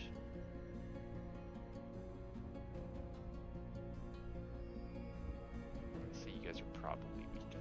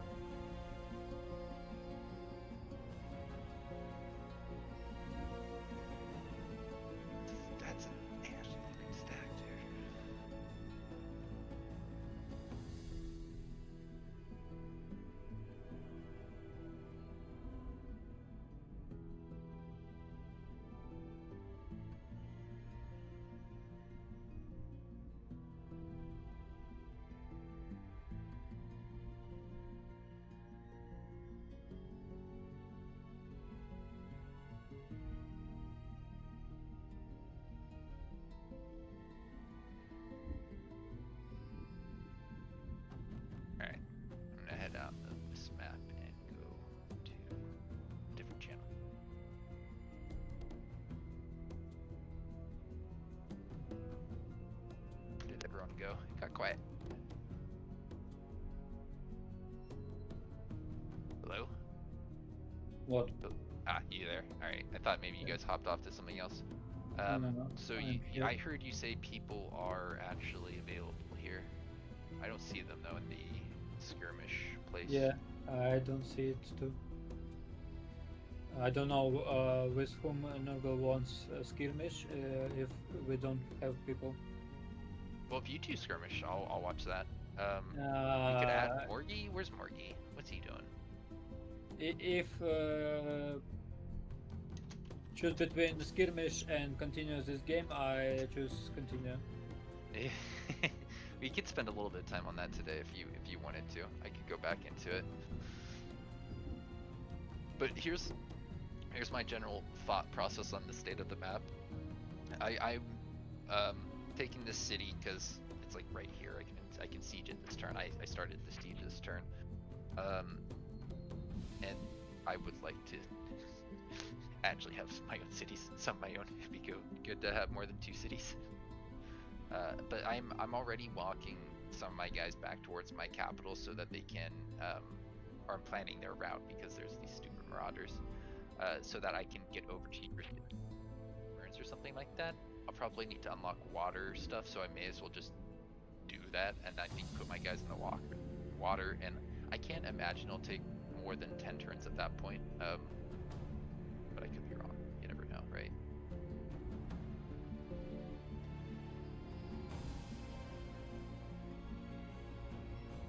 But yeah, I think tomorrow you guys will probably have a big fight. We could try and set up for that today if we wanted to, and then next weekend I'll hopefully be able to get into position to fight you guys relatively soon after that.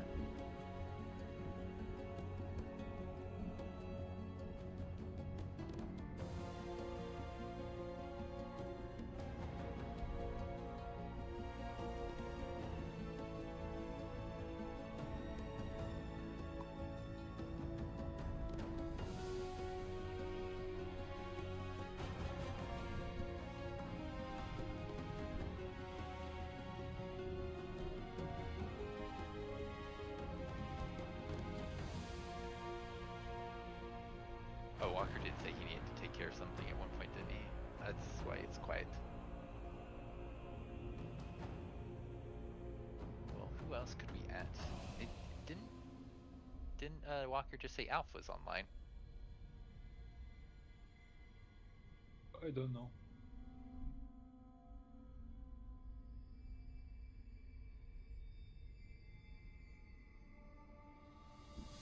I'm surprised we don't have Ninju. I thought he said he was...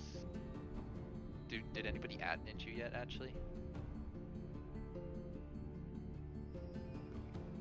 Where is this guy?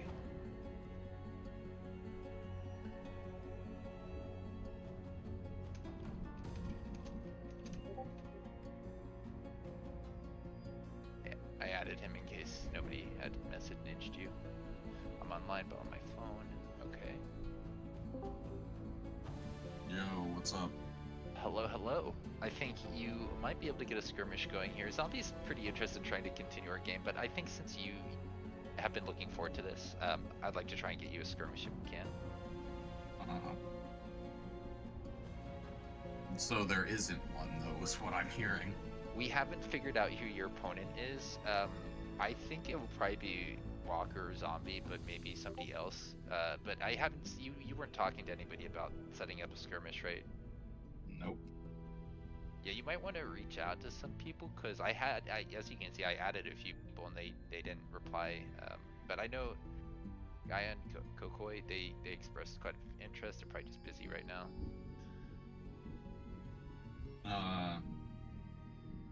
Yeah, I don't know. I have somewhere that I gotta go to in like 2.5 hours, so if we're gonna have a lengthy find a person phase, I don't know.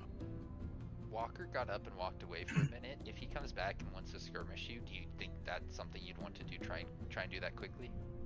Yeah. No, I've got 2 hours, but I don't have 2.5 hours, you know? Yeah. He just got up and said I need to take care of something kind of cryptically. It's probably not too long. Yeah, alright. but why don't you set up a lobby, and I can exit out so that we can switch over to skirmish mod, because I like I said, I would really like to do that if we can.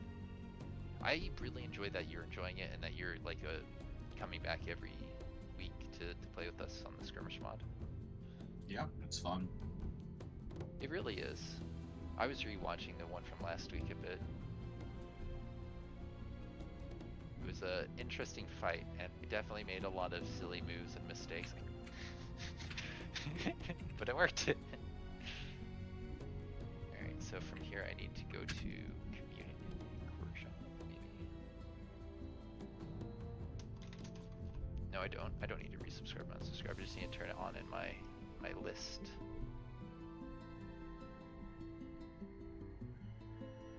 I did it though, Ninja. I eliminated 2 players in 1 match. Congratulations. Yes. New experience for me. What's like new core memory? Alright, I got skirmish here.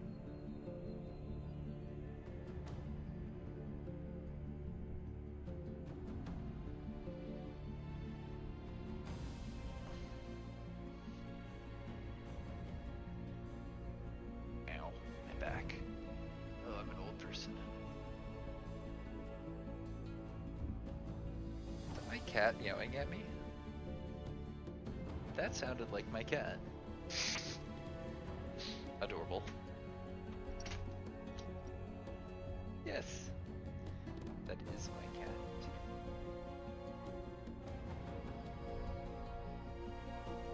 Ah.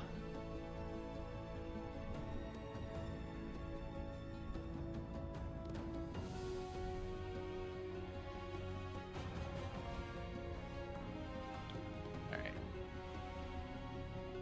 So should I make a lobby for 4 people? I think so.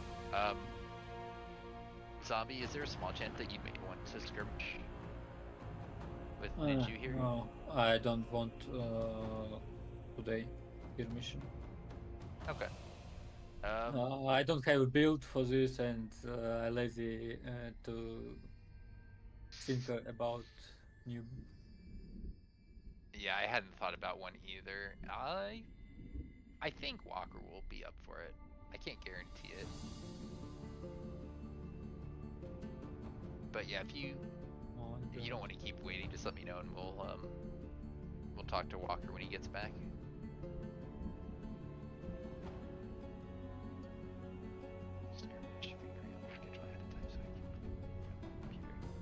Alright, let's just let him know we had to do this same time every week.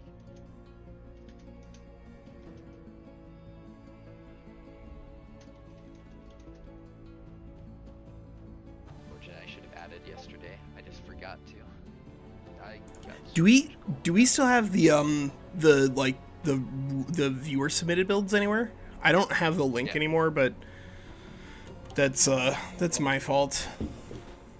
I think Ninja, you should have that link still, right? I think that could be a fun, like, if you want to just, because you lost a lot of your builds too, right, Ninja? I think it'd be fun to just use users submitted against each other. I mean, I just made 3 of them. Oh, all right. One of them was a build that I really wanted to do.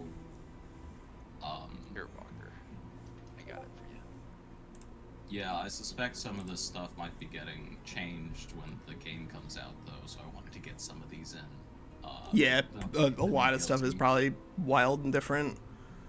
Yeah, so a bunch of those builds were about to be invalidated anyway, so I wanted to do the ones that I thought were more interesting.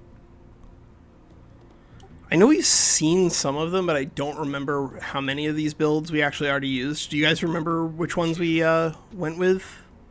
Do you remember which one it was? I'm pretty sure it was a Reaver versus Reaver match, something like that. It was the Reaver. So is it the one like with the was one the of them. Iron Golem, the Ironclad, I guess? Let me see if I can find when I did that skirmish, because it's probably a bit back now. Oh my god, let me look at my phone. I love you too.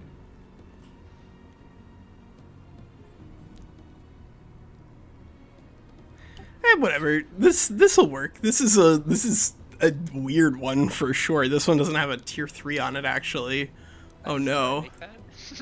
I don't know. I don't know who made this one. This is very interesting. Yeah, because you have 2 tier 3s. Wait, what? This has 0 tier 3 tomes on this. It has tier 3. no. It has 0 tier 3 tomes. It has 3 tier 1 tomes and then 2 tier 2 tomes, but no tier 3, which you can Interesting. make work, I guess, but that means you're missing out on like a lot of value. And we've kind of already seen that. At least pseudo equivalent.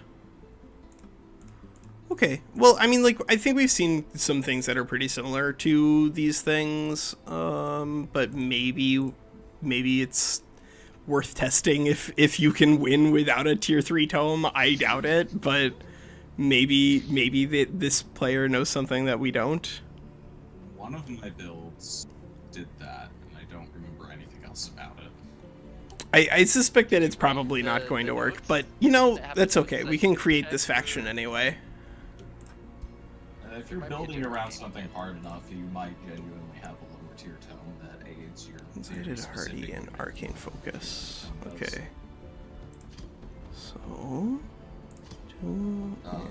So am I making a 4-player game, or what am I doing? Yeah, I'd like to be able to click around. I'll join you, zombie. Yeah.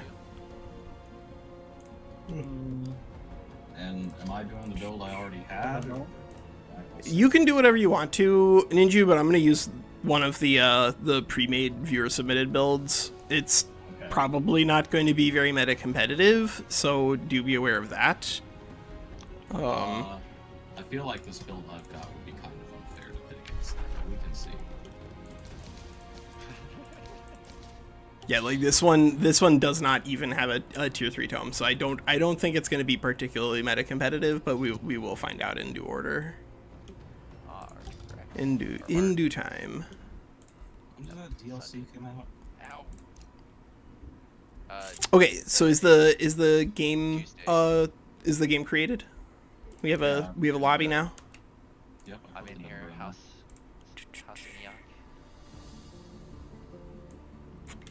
Trying to remember what happens in the. I was trying to remember what happened with Sundrin in the story realms because I played through them just a long time ago, like a year ago now. But wasn't there something with her and like the person that's like in the intro scene? Is she her now? Are they evil? I don't know how to explain this to you, WinSlaya, but I don't read any of the words in front of me ever.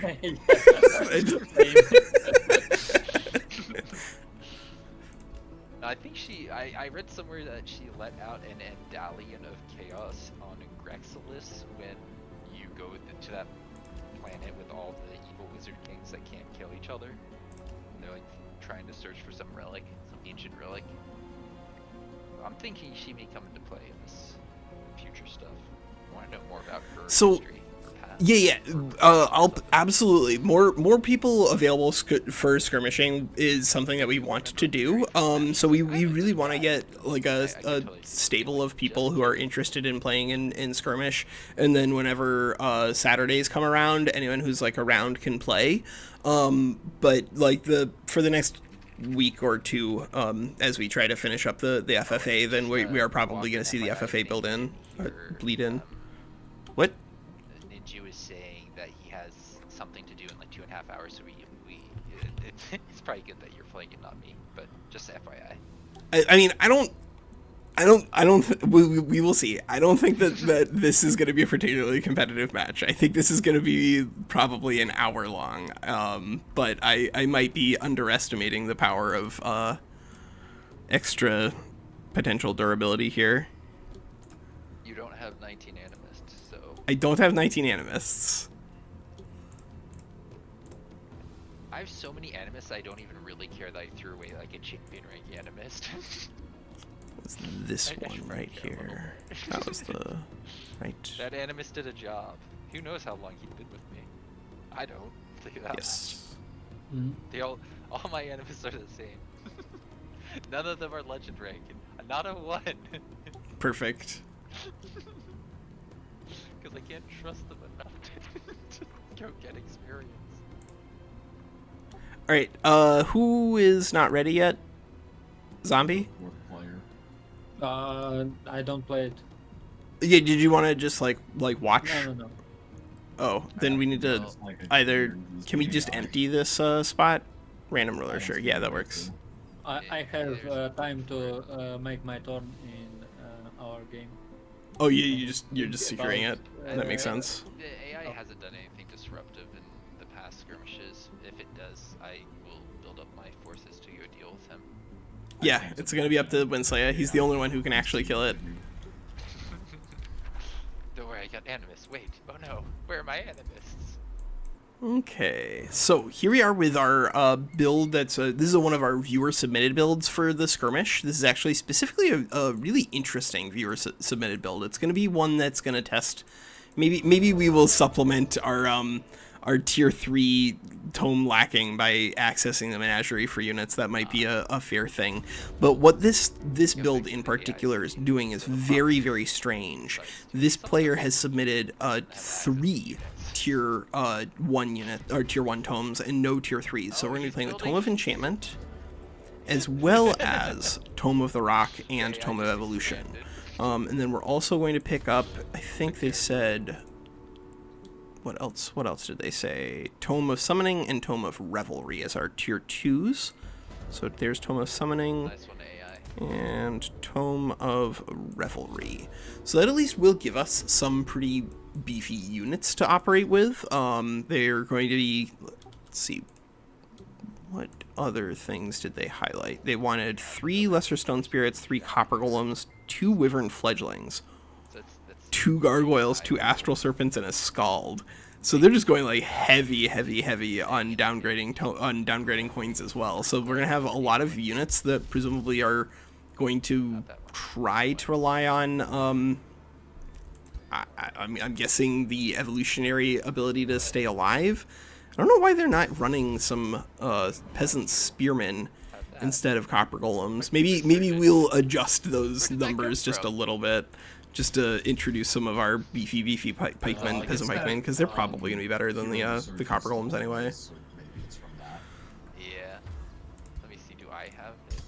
Do we all have it? Yeah, we And do. what else did they have? It They doesn't just help cast me. all of our enchantments. It doesn't matter. There will be targets for you in due time. Looks like this player was also trying to build around with just like utilizing a lot of low tier evolutionary units and the slipaway ability, which is a pretty strong combination. But I think they're being a little disrespectful to their bannermen here. I might cheat. I might bring a bannerman instead of a tier 1 downgrade. That's the AI. Never mind. This is. I think that'll make for a better game at the very least. Oh, neat. Yes. Alright, so what other... Walker. I think that's all of Walker, those. I like your build so far. It is very, very weird. It's very weird. I think... I'm assuming that Ninju is cool with this, but are you alright if I don't do all of the coin downgrades that they want me to do? This yeah. build not only is downgrading like tomes, but also downgrading a bunch of coins. It's really wild. Don't And feel some- pressure to do that way, right? So when I threw that link around originally, I did instruct with the link, please put in bad builds to make the pick phase more exciting. I don't know. Yeah. It didn't look to me like anyone actually did that, but you know, I think possibly one if person read the instructions. Here's the thing though, like 5 of those are clearly from the same person, right? Yeah, because they just like came in rapid succession.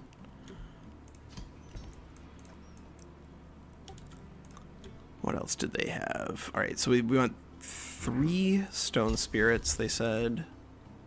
Guess that's okay. We can have some evolutionary summons that are a little burlier. And then we have 3. And then I guess we'll run Sweet. a couple of wyvern fledglings for disruption. I think those are actually still pretty good. Really interesting.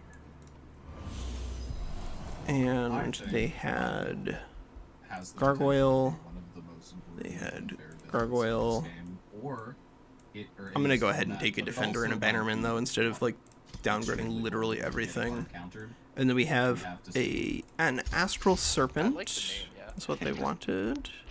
I feel like you're inspired And by last week. I think the Oh, tier no, I've 4 had I'm just this gonna hold one for sitting Menagerie. I think that makes the most sense. And then our new hero. I don't want to spoil too much. I feel like Recruit. Walker's gonna click on my units at some point and immediately know what's going on. Bolstered Yeah. Resistance. It doesn't take Displace and much replace is forensic okay. analysis to see what I'm going for here. This one's pretty good though. This is actually really good. These are weak. This is a great hero. Or- All right, yeah, come on down, great hero. You're gonna have a fine old time. So you are a militarist. So we need to give you shield units, polearm units, and shock units, and fighter units. Yeah, all right. What if I gave myself all of the casting points in the world? Uh-huh. What if? Yeah, what then, kid? Sure, why not? I don't think I need them, but I'll take this Wait. girl. I think you accidentally... No, I see what you did. You didn't accidentally break a rule. You downgraded. I was confused why you had 2 of those. Let's get our I mean, equipment. that's like Item the most forge. common- I feel like you do that more often. Tier 1, than tier you can actually 1, get a tier 4. tier 1, tier Um, 1, and... Yeah, no, because the tier 3s have a lot of... I'm gonna take a utility tier 2 weapon things, package which is because we have the tier 4. duelist that is actually pretty scary in terms of I have- potential damage to enemy heroes. What did I do with my animals? I had a thunderbird. Wait a I second, took what the tier hell? Why 4 does this animal have against resurgence Bloodbath. also? I took the phoenix. Yeah, there Why we do you go. have resurgence also? Why do you have so many abilities? That? What is without happening that to or you? With your jumping damage, you would have won that, I think. There's a chance that you didn't, but... I think don't you understand why will. this hero has resurgence, but I guess we will find out over the course of the combat what the heck is going on over there. But given that this dude is going to be just like a centerpiece of our military, I think we need to make it as burly as we can, You don't control how both on it jumps, physical you defense can't and use your magical box to jump it. resistance. So, like, in that regard, And then I guess you'll take jump. Blink. Nah, we'll take Dark Ritual. It's usually correct. You guys see that there's gonna be a Void Pangea map? Oh, Realm. it's not Void bad. Pangea map At least is one of the I new think- options. I think somebody saw that in the realm trades and posted it in Discord. So I didn't actually see that one in the stream, but I saw somebody post. I was like, "Whoa, is that coming? Are we getting a Yeah. this?" So we could do something like this on our map. Although I don't see, I don't see the benefit You other know, than it makes the map smaller. Which I actually, think we're just that gonna is- make this yes, guy as beefy as that we is a can. benefit. No. No, No. no.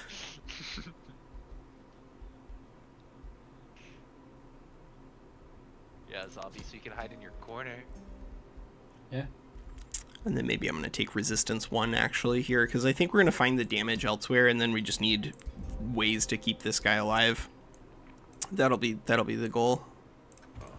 That'll be the goal. And then we'll figure out what weapon this guy is actually going to be using instead of just like a generic lance. It'll kind of depend on what we see on the other side. And then our other hero here, I guess we'll go with Mass Rejuvenation. I think that's probably a powerful tool to have just in case we run into someone with the damage on the overworld map, and then we'll probably just want to take some good support abilities here. Yeah, we'll take some tools, keep some units alive, get some dangerous things going, hopefully. And restore, and maybe like 150 research or something. endurance. Not good. How many? It was under 200, think it was- I think. Yeah, he couldn't have been very far because a lot of his knowledge was coming from Shadow. And And I don't think I actually had that up for the first skirmishes with Badok, unfortunately. So I missed out on like 500 earlier. It's pretty unfortunate. I think I needed the Imperium elsewhere though. I think I was using it more for economy at that point. Yeah. Alright, so if our ruler is just going to be I told you I did waste some on beefy, then I guess we want... start building Animus on turn 4. That's when I think I started building Animus. Inspiring ruler? No, maybe we actually just want to heal here. I love the way that felt. Or Wand of Amulet of Vitality. That's actually not even a bad thing option. I saw your yesterday stream, and yeah, I knew that you easily resurrect this hero. Oh, good. It's back. It's back for more, baby. And Necromancer just how it's cost you how many souls? Death is only a short-term problem. All right, I have everything except for my my last like reserve done, and then I also haven't like equipped my hero or my ruler yet with their weapons. But other than that, I'm ready for a reveal. I'm just warming up. I'm not looking at what you're doing. It's not going to change any of my choices. I don't even know what color you are yet. I'm the one that has units. Oh, you're white. You're the one that has units. Okay, that makes sense.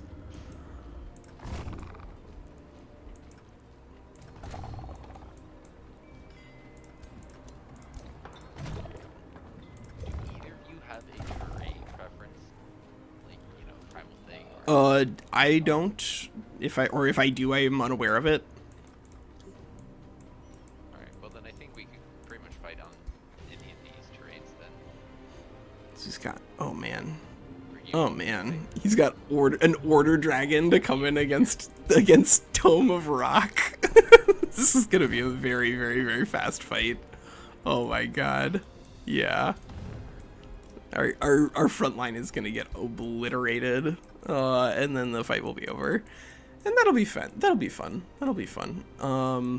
Let's see. What are we gonna get to try to push over the top of this then?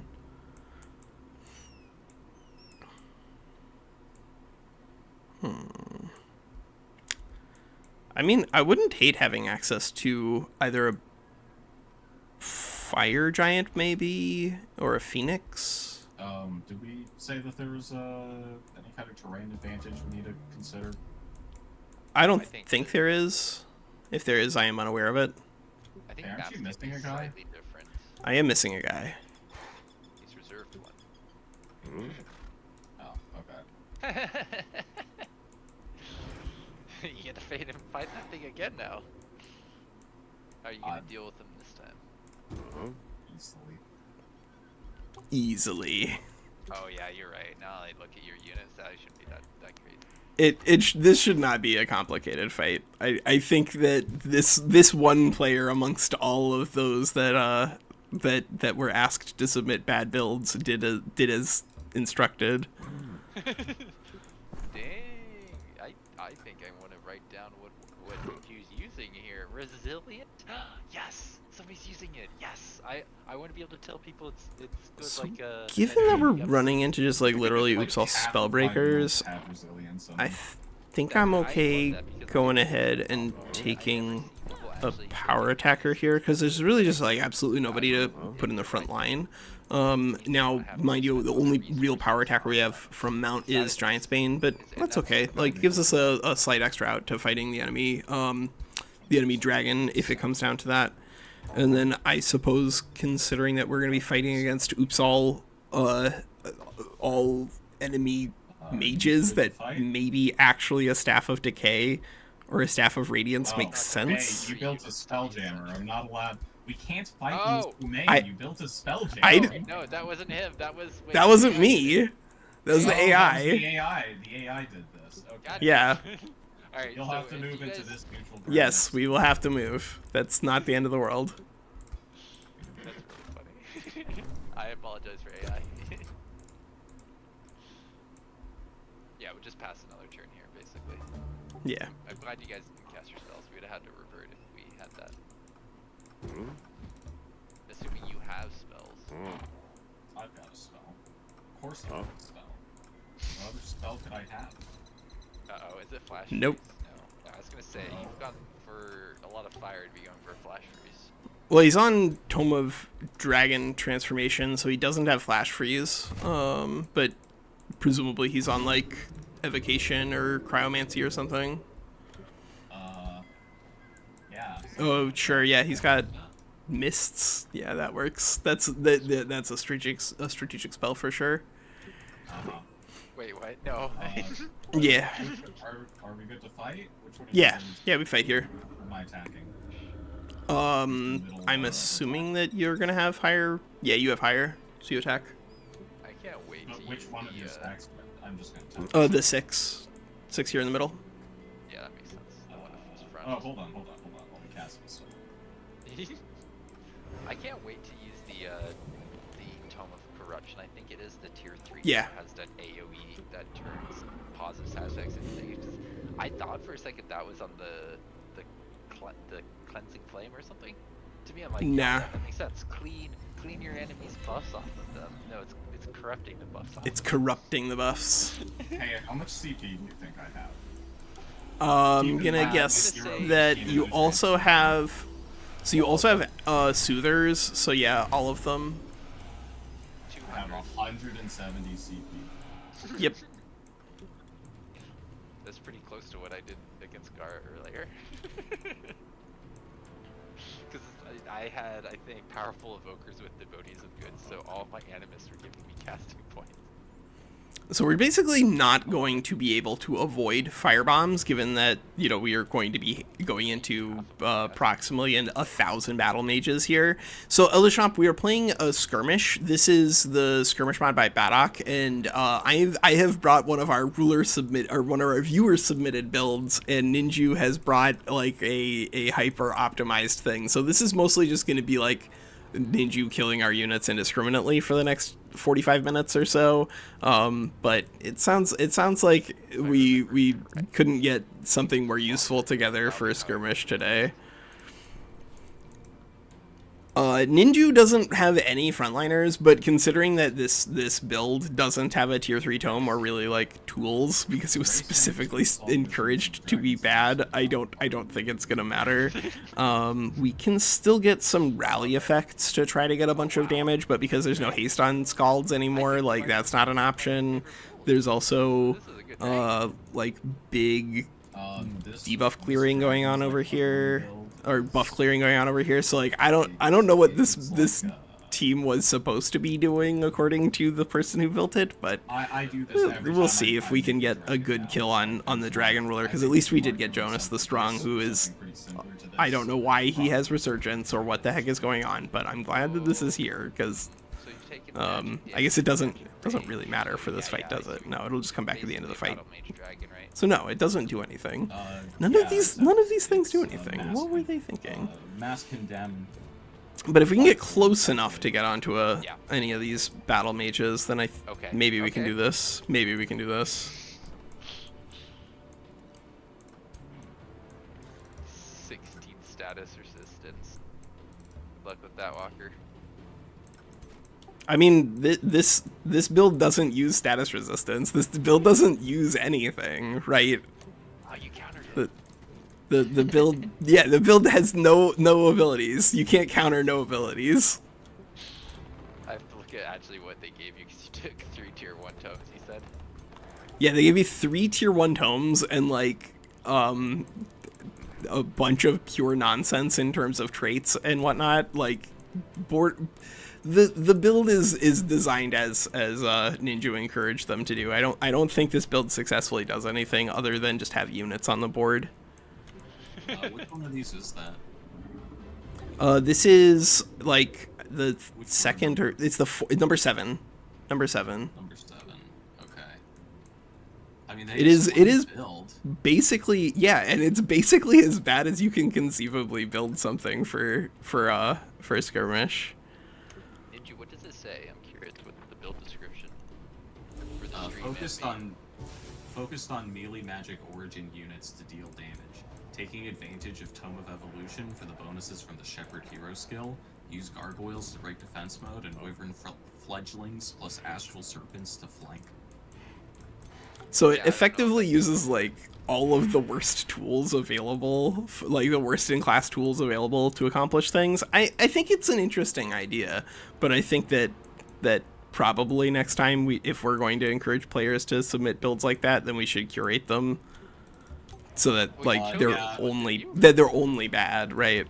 Like, because some of them were not only bad. Some of them were, like, playing around with interesting things, but not being terrible at it. And this one, I think, is the only masterpiece. What I was hoping for was that we'd get more builds than we did, and we'd be able to have, like, an actual, pick ban phase or something, where we could actually evaluate the builds and say, oh, that one's, like, bad. I'm going to choose to strike that one out and maybe get forced into taking a disadvantageous build that's, like, the least worst option after my we have a literal 0% chance to win this fight, and we're just kind of doing it because Ninja was bored and we wanted to get a skirmish done. But I don't think there's any chance that we win here. There's a non-zero chance that we're able to kill his ruler, his dragon ruler, but there's, like, literally 0 chance that we can win this. We're getting new toys. We could actually get a lot more in that worksheet or in that spreadsheet that you got there. I mean, we could also, like, just attempt to test with a pick ban phase, because that is something that we have discussed. Yeah, but I think that would be something we would want to do ahead of time, rather than, like, start a stream and have 45 minutes of people saying, I don't want to play with this, you're allowed to play with that, blah, blah, blah. Like, we do that on Friday night or whatever. That was also my thinking, but, like, the night before the stream started, we had the first 3 entries. And then the stream started, and I opened it up, and I went, oh, wow, someone put in 5 more builds. Yep.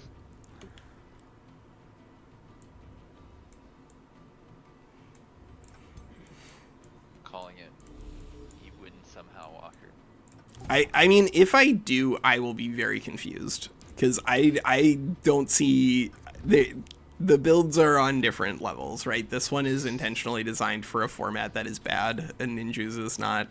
So I don't see how it would be possible for me to win. But I guess maybe he can just, like... He can't even fumble auto hit attacks, so I don't know what the win con there is. There's got to be something if you squint. I don't think this person intentionally made it bad, because I think the explanation was a little bit too thought out and detailed for that.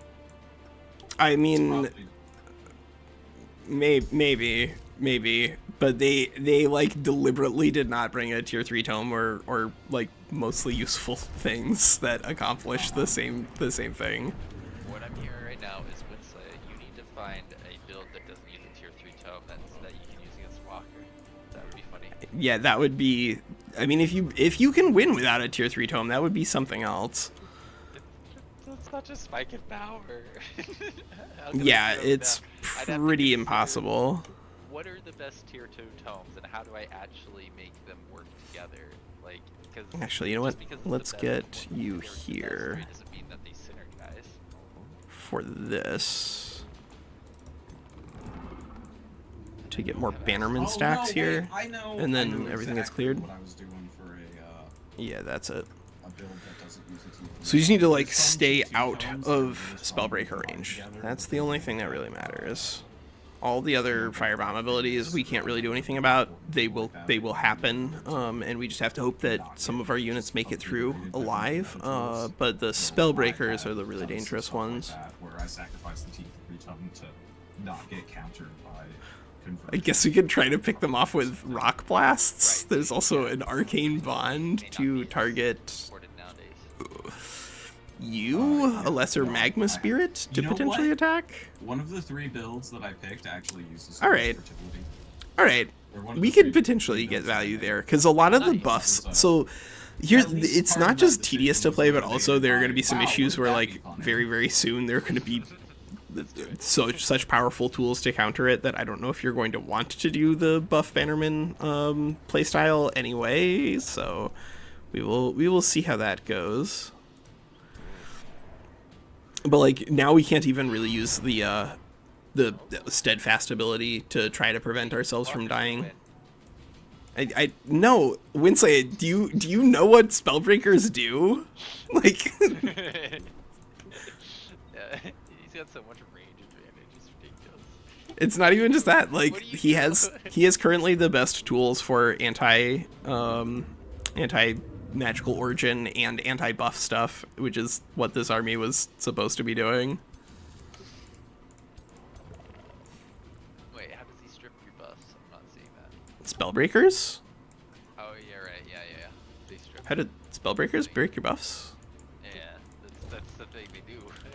That's what they do.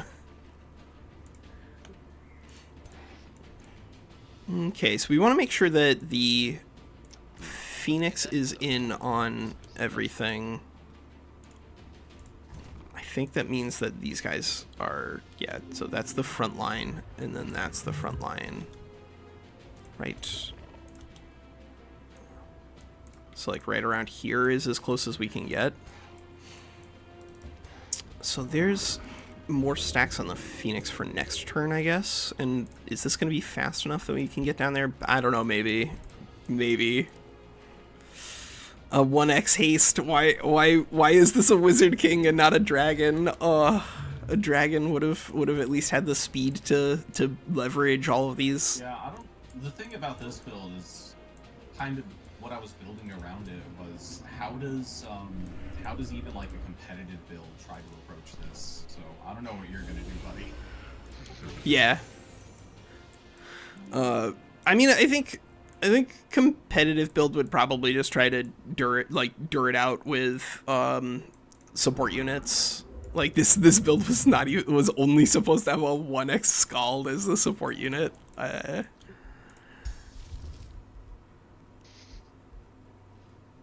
guess we could save the Arcane Supercharge to potentially pop off with our Phoenix. That's not even unreasonable. Maybe you can spread your guys around. These gargoyles are gonna carry. Yeah, gargoyles. You know how they are. They just have always not made a the gargoyle best. build, but I have wanted to because it's a shock unit with flying at the tier 2 level. That's a pretty powerful combination of attributes. What you need is a haste. I think you need a dragon haste. On him Exactly. pretty, like, If we just had a stupid dragon ruler instead of a Wizard King here, this might be a more viable build. Yeah, the biggest problem I tend to find with gargoyles is that. So this is kind of the case for a lot of Magic Origin units, is because the most powerful defensive tools that are available are Fey Touched and Construct, and both of those require a racial transformation. A lot of Magic Origin units I just never want to use, even though I want. Well, I never use even though I want to use them, just because like they don't play together with the thing that I need everything to play together with to not get screwed over by meta picks. Yeah. Yeah, some of the biggest strategies in the game are quite xenophobic. At least there are off-ramps for both of those. Like, you can technically have Fae things and, like, construct units generically.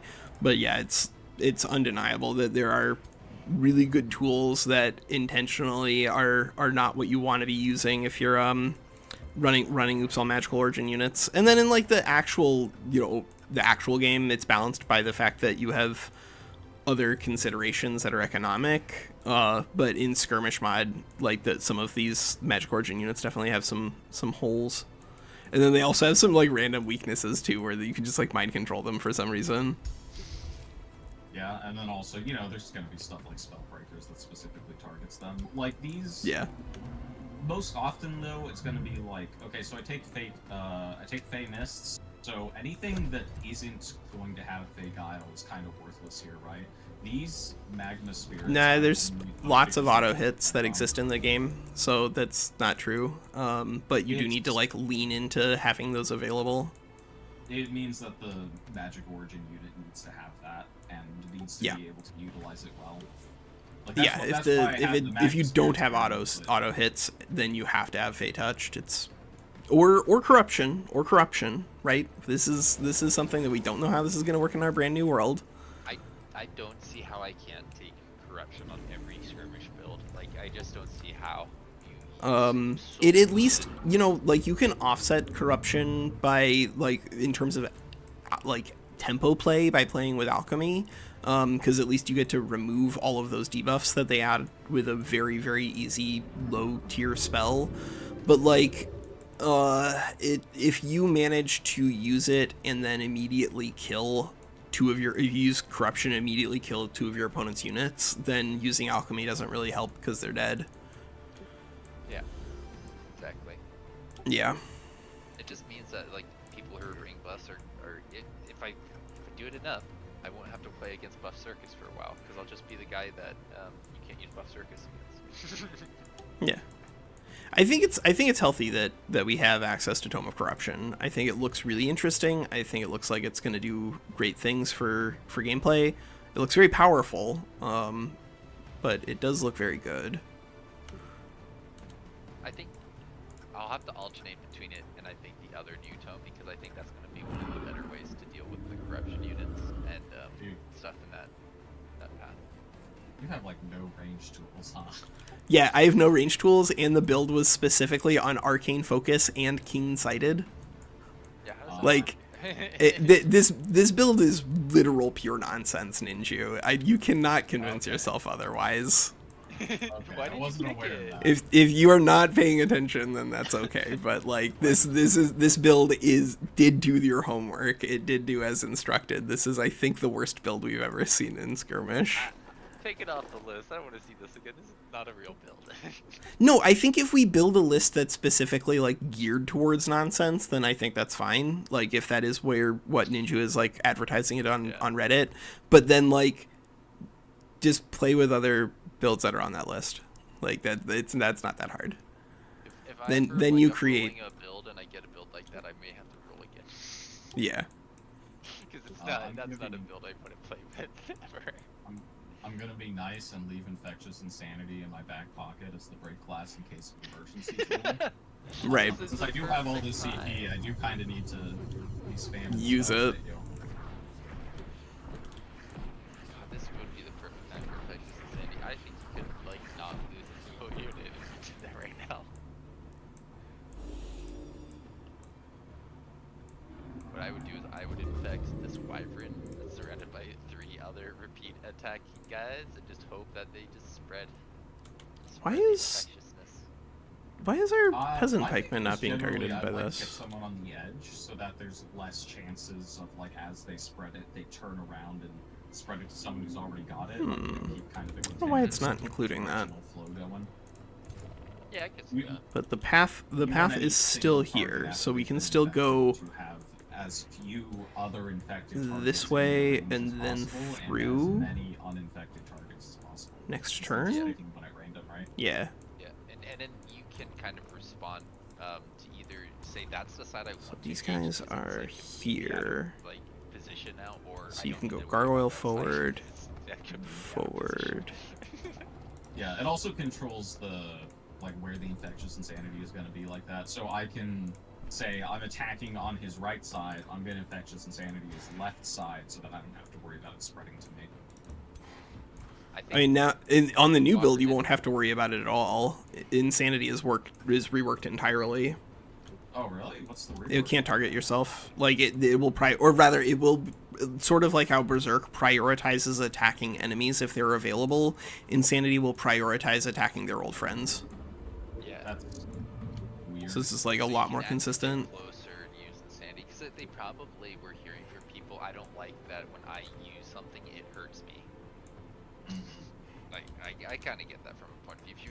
If you don't play as much as we do, and you're just like casually trying out, you're like, wait, why did this expensive spell just make me lose my fight? I was winning.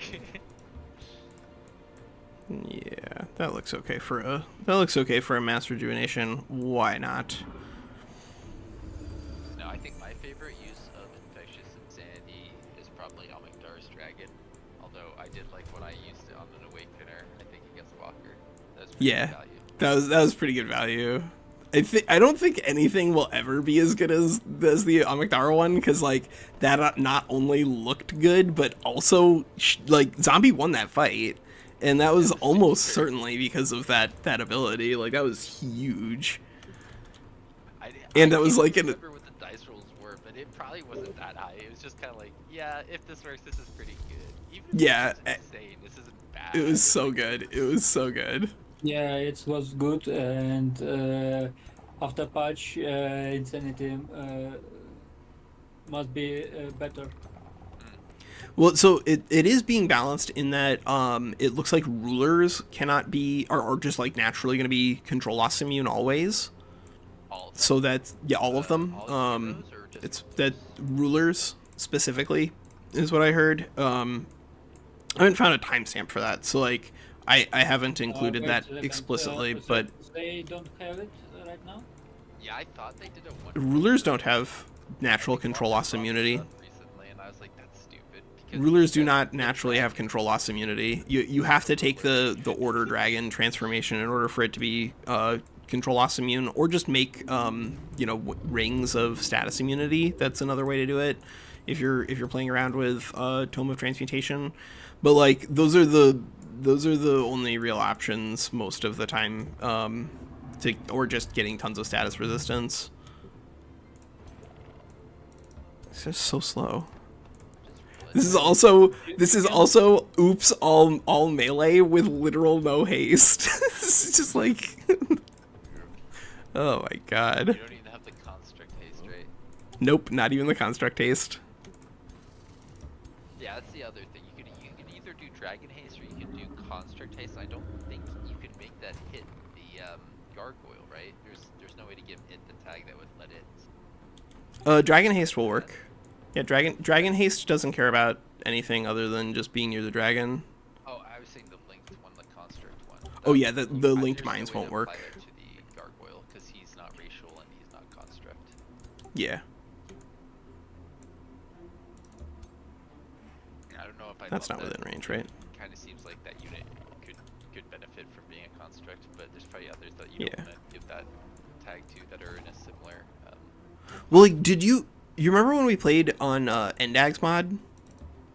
Oh yeah. Like the gargoyles there were crazy because he just like dumped a bunch of stats on them, and I don't think that's like not a way to play, right? Like if you want to make a unit a lot better, then just give it a bunch of stats, and it was a lot better because he gave it a bunch of stats.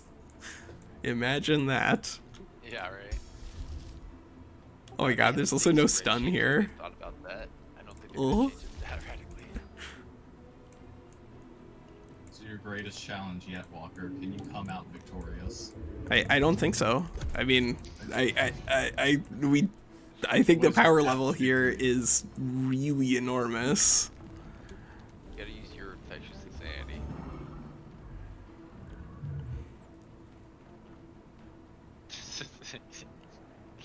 Do it. Yeah, like it's time.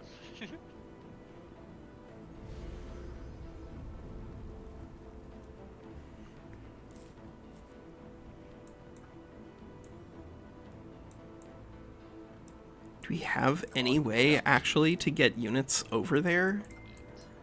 Or do we literally just have to like walk straight into the Spellbreaker? Because if we have absolutely nothing that's even fast enough to engage, then we just have to talk. We just have to take the Spellbreaker for what it is. In case you forgot, What? you hit those magma elementals, they're gonna set you on fire, maybe. Most of my units are going to be on fire anyway, so it kind of doesn't matter.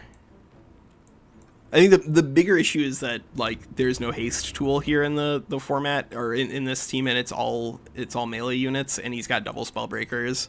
Like I think even if the build were air quotes good, then I would probably be meaningfully disadvantaged based off of that big missing tool, and then it's also nonsense. It's missing a really big silver bullet and a nonsense.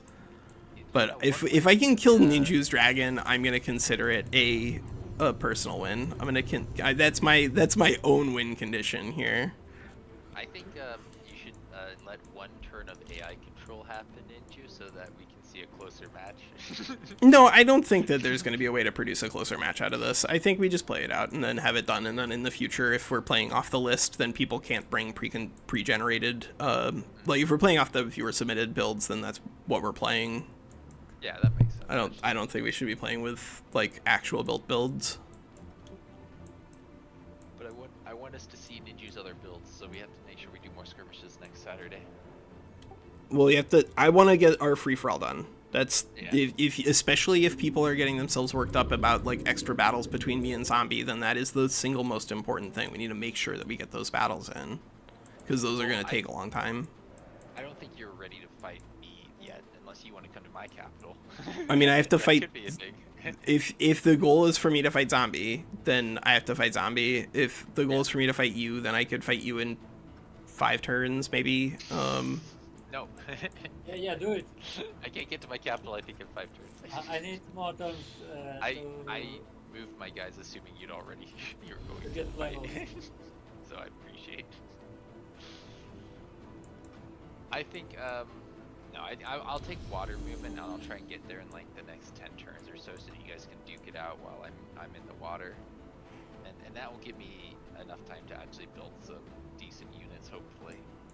Yeah, get some units of a higher quality into your animist swarm.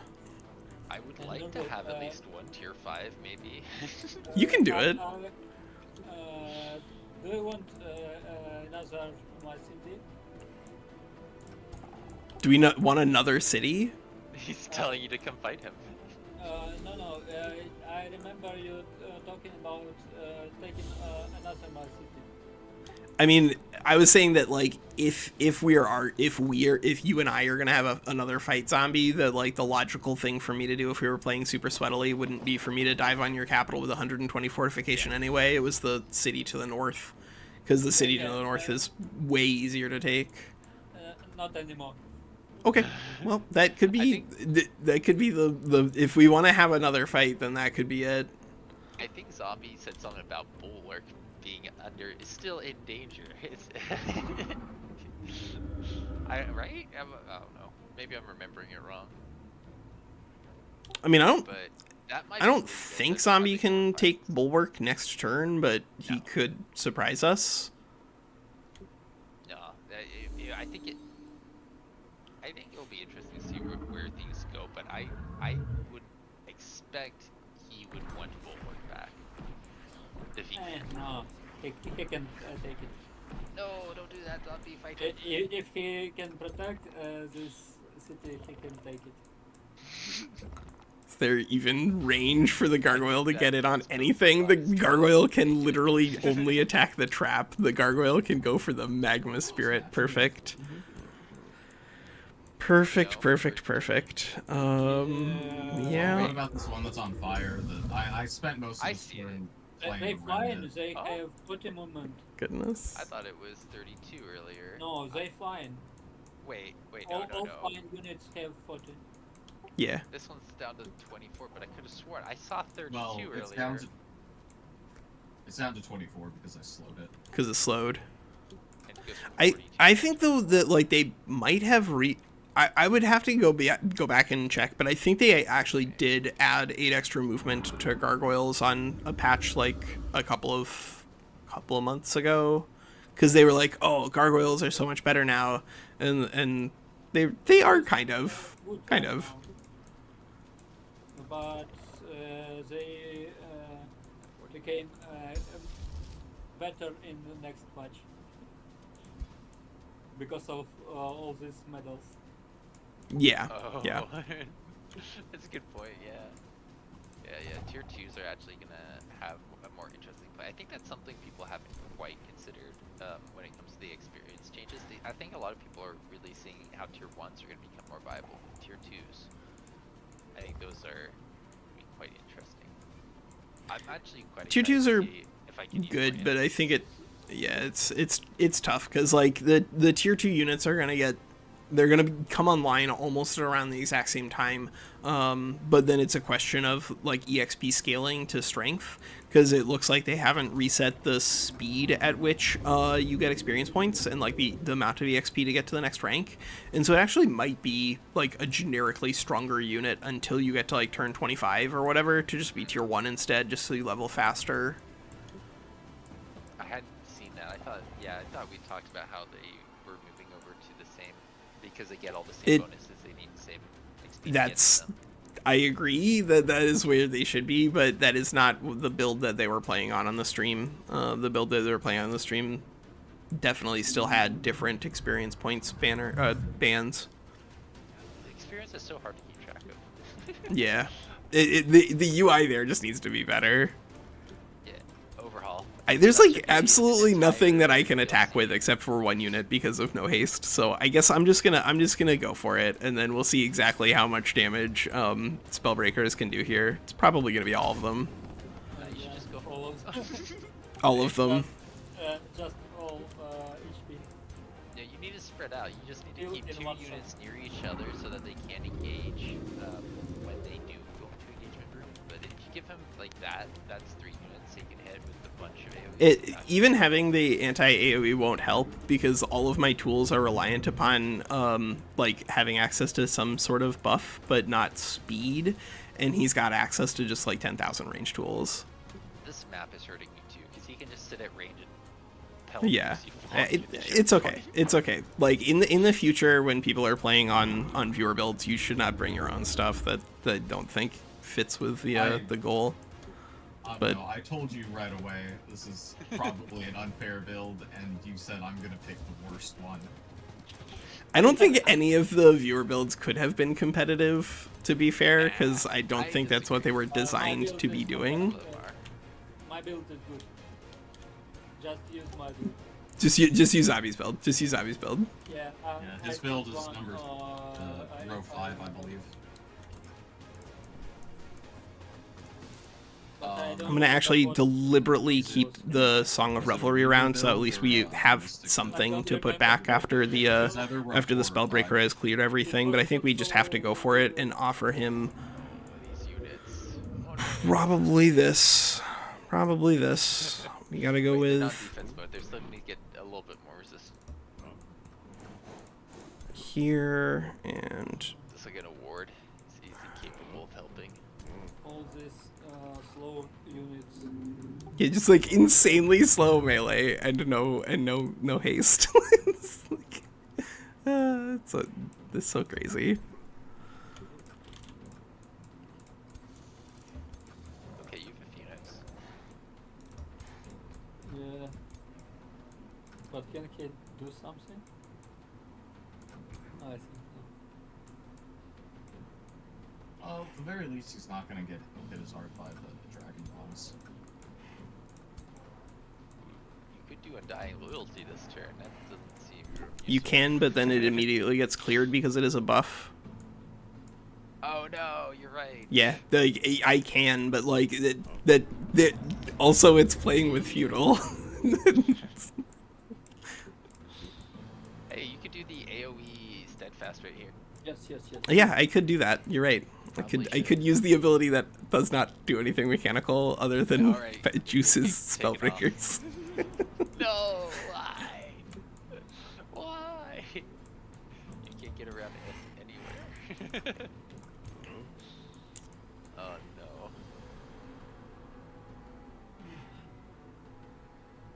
I am gonna try to use our warding on our staff to just at least keep this guy relatively buff. But yeah, that's got to be about it. Like, there's just not. I don't think there's anything else here that we can really reliably use. He's almost certainly gonna be going up here for the AoE exploitation anyway.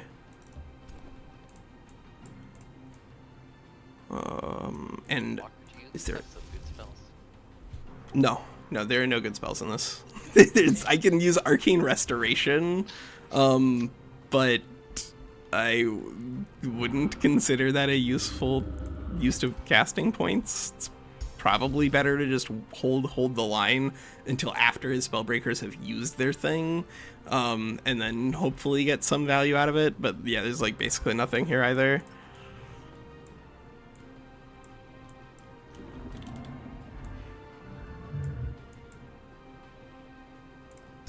I guess I could use Conjure Astral Keeper to heal the gargoyle and add warding there, maybe. Watching these wyverns, I love the animations in this game. Beautiful. All right, I'm gonna use their Tome of Summoning for a very particular thing. We're gonna do this, their defense mode warding, and then we're gonna pass our turn. This is how you have to close the distance with melee without haste. Oh my god.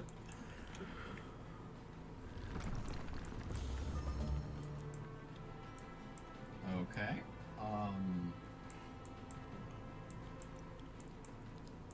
That was an interesting call. I don't hate it.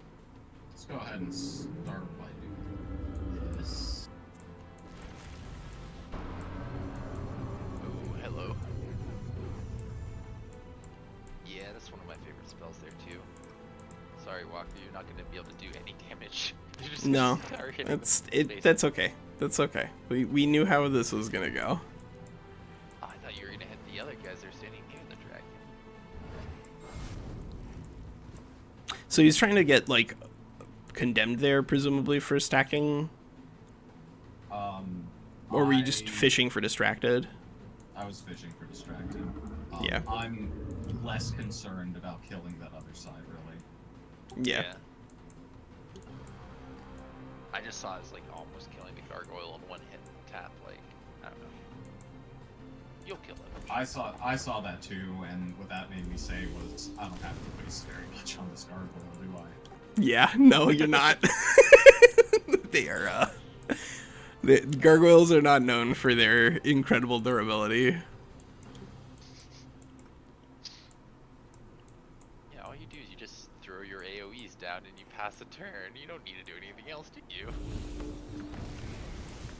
And all I think this the shit truly into- interesting thing would be, can WinSlaya still take these turns at the same speed? That would be the real test. I mean, with this build, I might be able to. You might be able to. You don't have to do math, and you would probably still do math, but you don't have to. True.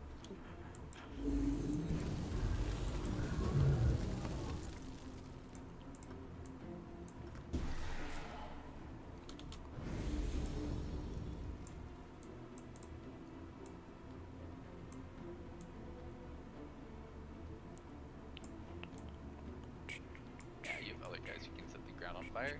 Why not?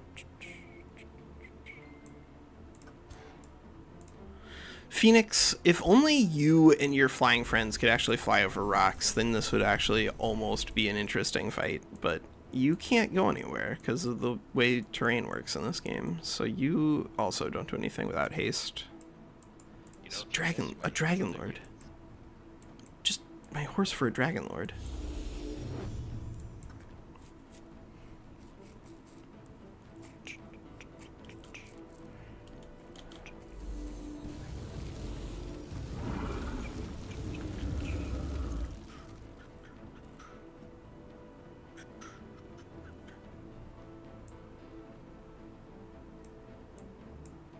So this is where the Phoenix comes in and just kills everything. Right? No, this is where, as I just discussed with my chat, it is revealed that flying and terrain interacts really like disfavorably in Age of Wonders 4. So you actually can't move the Phoenix anywhere because of all these rocks in the way too. What? No. Yeah. Really? Yeah. I thought Yep. I was able to get my. Well, I guess it was probably like the Thunderbird is maybe slightly different. No, you can't. Oh, You that's should so not be able to bad. fly over this terrain. Oh, I Flying, see. flying can, Creatures. flying can like move. Yeah, astral creatures can move through it because of pass through, but flying for whatever reason is impossible over a rock. You can only go through it. You can't go over it. Nice. Well then, you won't be able to get it as phenomenal as a move as I thought. See, I was gonna say that then you just go forward and you light a bunch of dudes on fire for a bunch of damage. Hopefully. So can we do actually? Their fire resistance. Well, I could teleport maybe actually, because of the fire burst. Let me see actually who I can move out of the way. Fire burst. My overheat. I guess I could use the overheat at range. Do it. Let's see. How much strengthened can we get on our hero? Because that's what we want to do. We just get 10,000 strength in there. Maybe you don't to go in. I mean, he burned some of his AoEs, but he is playing with Tomo Dragons, so he does have an entirely second batch of AoEs to work with, which is very good. And all these spell breakers. Yeah, you can't really just not do anything.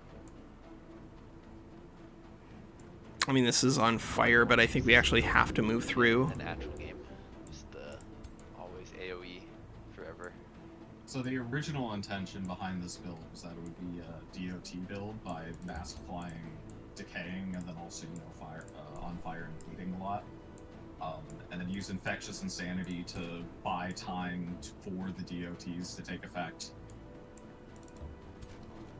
Oh, that's neat that you get the decaying from necrotic magic on your AoEs. Wow. Okay. Yeah. That's nice. Yeah, I saw that and I immediately said I have to make like 3 builds off of this concept. Yeah. That's a lot of damage over time, and it's annoying.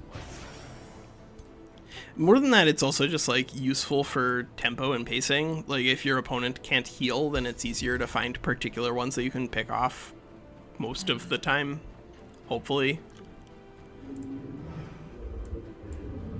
I think that just needs to not be on the AoE. That seems like a bit much. It's necrotic magic. Like it's the main reason to be taking the necromancy tome right now. I mean, my animists are doing all right. Yeah, and they're using the necrotic magic for that. Well, no, but they're not getting it on AoE. I don't think it should be on. I think single staff attack is fine to have decaying, but hitting 6 units, or no, 7 units potentially with decaying off of that enchantment. Off of a T1 tome enchantment was what gets me about it. Yeah, that's what makes it strong. That's what makes it competitive with the other things that are powerful, right? There are a lot of powerful tools in Age of Wonders 4, and that's one of that. When you're using it that way, that's one of them. I think it's strong enough though. Like honestly, like even if it didn't go on any AoEs, I'd still say that's a fantastic thing to put on your repeating attacks or your single action attacks. Well, it's the thing that like battle mages are not typically meta competitive anyway. Like outside of what we do. For us, I feel like battle there are some that are good. Like the transmuters are good because they're on a good tome, but like you can just like see the screenshots of what they play on in a Dread Reaper server. Yeah. Like basically nobody uses battle mages outside of transmuters, and sometimes the occasional awakener. No, I think it's definitely one of those things where they're constantly changing, and it's hard to have like I think a very confident statement with that because even without the changes, there's so much that people don't see all the time in this game. But it's also just like the nature of the different types of units and the different things that are available to them, the different tools. Broadly speaking, the tools that are available to battle mages are supporting, right, rather than being high damage. I guess what I was gonna say is like you were saying with transmuters, some people think it's bad, but they just haven't seen that transmuters are actually pretty damn good if you get the right tools to make them do what they're supposed to do. I don't know if I want to go even though like that without a that's not great source of extra damage, but maybe we can use a blind attack from here. That's actually probably possible. Like Slithers are bad when the 23, that's nothing. when the Slithers first came out, but I was like, no, they got to slip away, dude. That alone is a phenomenal ability. All right, we will do this. We'll do steadfast on extra hero. Do restore Restore the on ones they just inherently have, they you. didn't, like, put it on the lower ones, right? Or do they? And then we'll grab you have to healing use soothing lots of- standard here just for or the you extra drop durability on on these units through bolster resistance. your lower slithers. Oh right, they don't even have freaking Tome of Warding here. Oh my god. I can look this up. Ugh. Slither.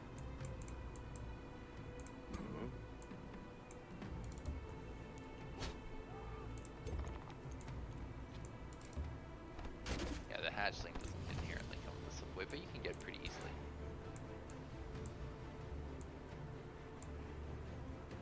And then yeah, it plays really well with that slipaway having a 4 ranged attack that has a pretty good chance of poisoning, and you don't have a cooldown on it. So yeah, I really like those units with the slipaway.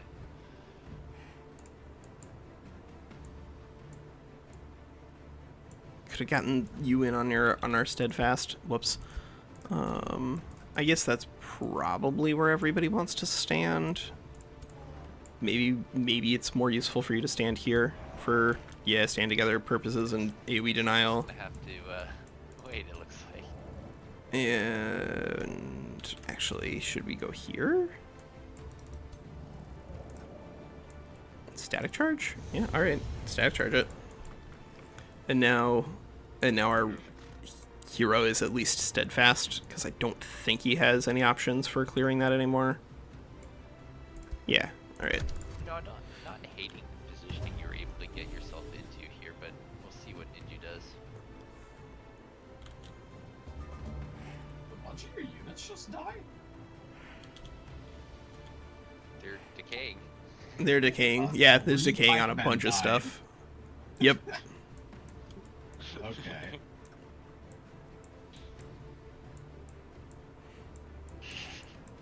Yeah, indeed. Yeah, those pikemen with their decaying stacks, like I could have tried to save them with restore, but probably would not have been net value.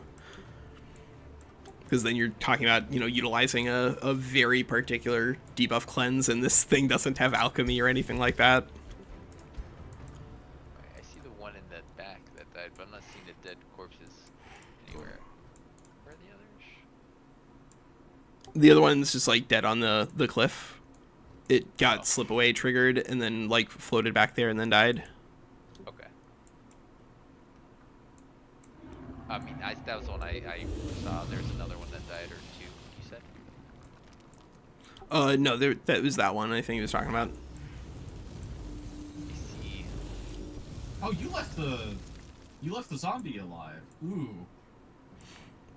I left the zombie alive. That means now I get to use this spell. No! Nobody uses that spell. Ninja, what are you doing? Why didn't you attack before killing him? Oh, that would have been a good idea. Oh, man. So Astral Keeper 1 turn left. I'm pretty sure that when this dies from even just like its natural decaying thing, that it will still heal the 15 temporary hit points in an AoE, but given that everybody has decaying, it's not going to come up very often. See, like you can slip away even into range into multi-attacks. It does.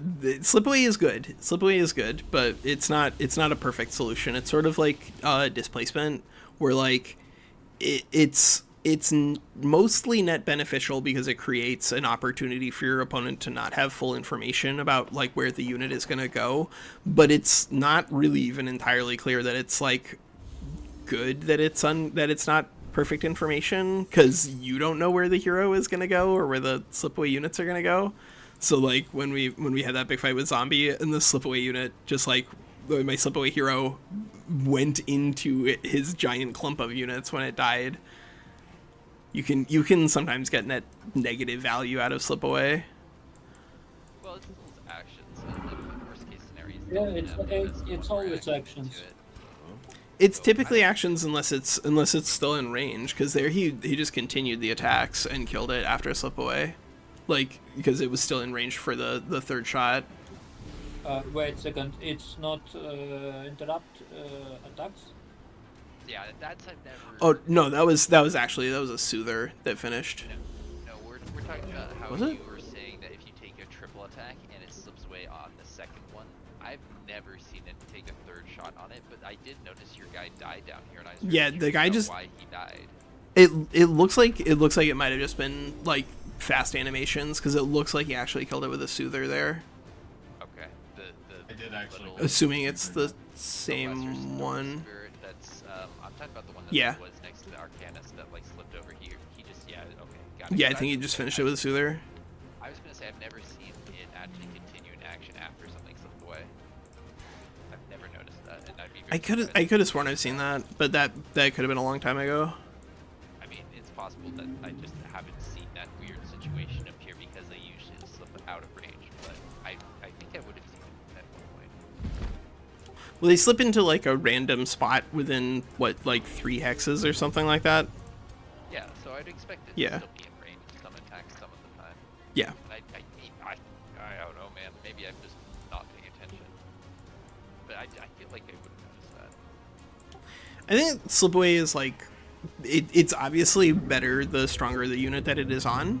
And so like getting it available on the evolutionary summons right now isn't as exciting simply because like most of them are lower tier units with not a lot of HP. And so it might be a much bigger problem in the new universe, right? If we are seeing champion rank slithers everywhere that have 110 HP or whatever instead of 0, those are gonna be pretty scary. Those are gonna be pretty scary. The thing about it is you can't use it after a certain point. You're gonna be like, don't get my Slither experience, or it turns into a tier 3, and I have to Yeah. pay more for it. It'll evolve and ruin everything. Exactly. You won't have Mighty Meek on it or anything. You're literally gonna have to pull your guys back and be like, is it time to evolve this unit that I need to tell Yeah. to evolve? Yeah. It needs to be in this fight. Ah. I think realistically you're probably still going to be forced to evolve if it's offered, just so that way you get reset back down to like where the experience points are cheap. But yeah, it is weird that there are definitely going to be some evolutions in on the new patch which are absolutely worse once they evolve. I kind of love that idea that it just like you accidentally level your unit past where it's useful. If they get too strong, then they become like the Charizard in Pokemon and just don't listen to you and are effectively useless. Yes. Yeah. Wow, that's an awful lot of battle mages. That would be really nice to put a summon behind. You could actually theoretically summon in another support. He's actually- partner, but I don't want I that. think this fight's gonna go better for Walker than we were initially thinking. Oh yeah. I think because of the Phoenix here that you. no, because With I- misfortune. no, no. And so I'm not using Infectious Insanity. He's not using Infectious Insanity, which is helpful for sure. But like I think it's gonna be impossible to win this fight. Well, the I thing is, think- now you're on top of my units, and I have literally no melee. Yeah, but there aren't any units left to really exploit that with. Yeah, you've still got all the tier 3 spell breakers, right? So they hit hard. I think I see one over here. Did you lose the other? No, he has both you those spell keep on breakers. casting- You can just chain cast that steadfast spell. Well, wait, does that only works on a target once per battle, right? Yeah, Yes. you can only do it once. Okay, never mind. Good luck. Yeah, it's okay. It's okay. It's the way it is. No, Ninja. It doesn't. That's exactly how it works. Don't. Yeah, don't worry about it. Actually, that doesn't help you It at doesn't all. matter how it works. Misunderstanding that doesn't help you at all. No, you need to always hit here. You just need to hope that you don't fumble.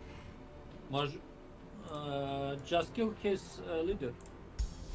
And Just kill his leader. Just kill his leader. You can use That to easy. hex AoE on his That leader. actually hit it. Not in this spot. Yeah, I would actually park. No. He's at 40 out of 100. So here's the other consideration defense mode next to that Spellbreaker and 2 other range. Yeah, just That'd go actually and hit good. go kill leader with your Phoenix. Yeah. Yes, go kill leader with my Phoenix. You have unleashed the beast. So I actually do have the arcane supercharge, so I could like drop it here and use the big like AoE burning damage thing, but I don't think it would do enough to kill that. You're AoE. gonna fumble. You're gonna fumble. But you should It's still do it. an You overheat. got misfortune. It's an always hit. Can you not fumble and always hit? Is that what you were saying earlier? I don't think so. Actually, you know what? For science, I think we should find that out. You should definitely overpower it so you can do a load of damage and then do it. Because I think that would be awesome. It's time. And that's a 45% fumble chance, right? Oh my god, it's not even counting it as a magic origin unit, so no, I can't even do that. Oh, yeah, really? Undo. Oh yeah, it doesn't have the tag. Doesn't have the tag. That Why? looks kind of magical to me. I'm just saying. It's because the magic origin tag doesn't come from the unit, it comes from where it comes from, and I just took this from the menagerie because I wasn't playing with like literally pure tier 1s. I tried to add at least 1 or 2 units that could accomplish something in this fight. That's so weird. I think you might actually need to defense mode that Phoenix somewhere. Like, honestly. No. I have to use the AoE from adjacent to something, and at least adjacent to here. I mean, I kind of like the idea of parking it between this support, this Spellbreaker, and this other support, but that's just me. It's a 40% chance. Nearby? Probably not. So we could just try to get lucky here on the hit and try to kill the Wait, nymph. has he been steadfast yet? The Phoenix? No. Oh yeah, But then stead and as many as you can, and then park him in defense mode. That's what I would do. But next to like these, yeah, that is like that doesn't actually like accomplish anything against a bunch of battle mages though, because he still has like the ability to throw in more ZOCs with fire bombs, because fire bombs ignore ZOC. Oh right. Like right. just standing next to them doesn't really do anything in this fight. That's true. I bet you are fire resistant. But you're I probably. am fire resistant. That is true. That one is true. That one is true. I don't know, man. I think the longer you keep his battle mages locked down by this Phoenix, the better. Yes. Just do it. Okay, I like so the I think idea of this Phoenix, a giant mythical creature of vast intelligence and power, getting a carrier pigeon, and inside it is just a note that says, "Just do it. Just kill the leader." I also have sap, strength, and druid staff as my hero ability, as thusly demonstrated. Like this is Very useful. Yes. very, very useful. So good. Alright, you're gonna definitely Shattering Refuge, but where? That I think actually is probably something you've already figured out. You save overcast for next battle. I'm saving it for next battle. Yeah. I'm gonna save it for the showdown with you, zombie.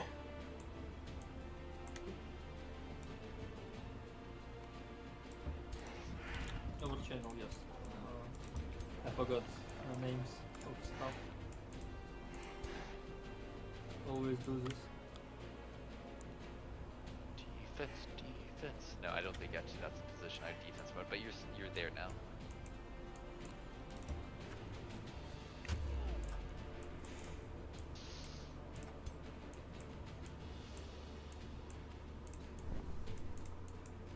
Like, they barely do any damage to you.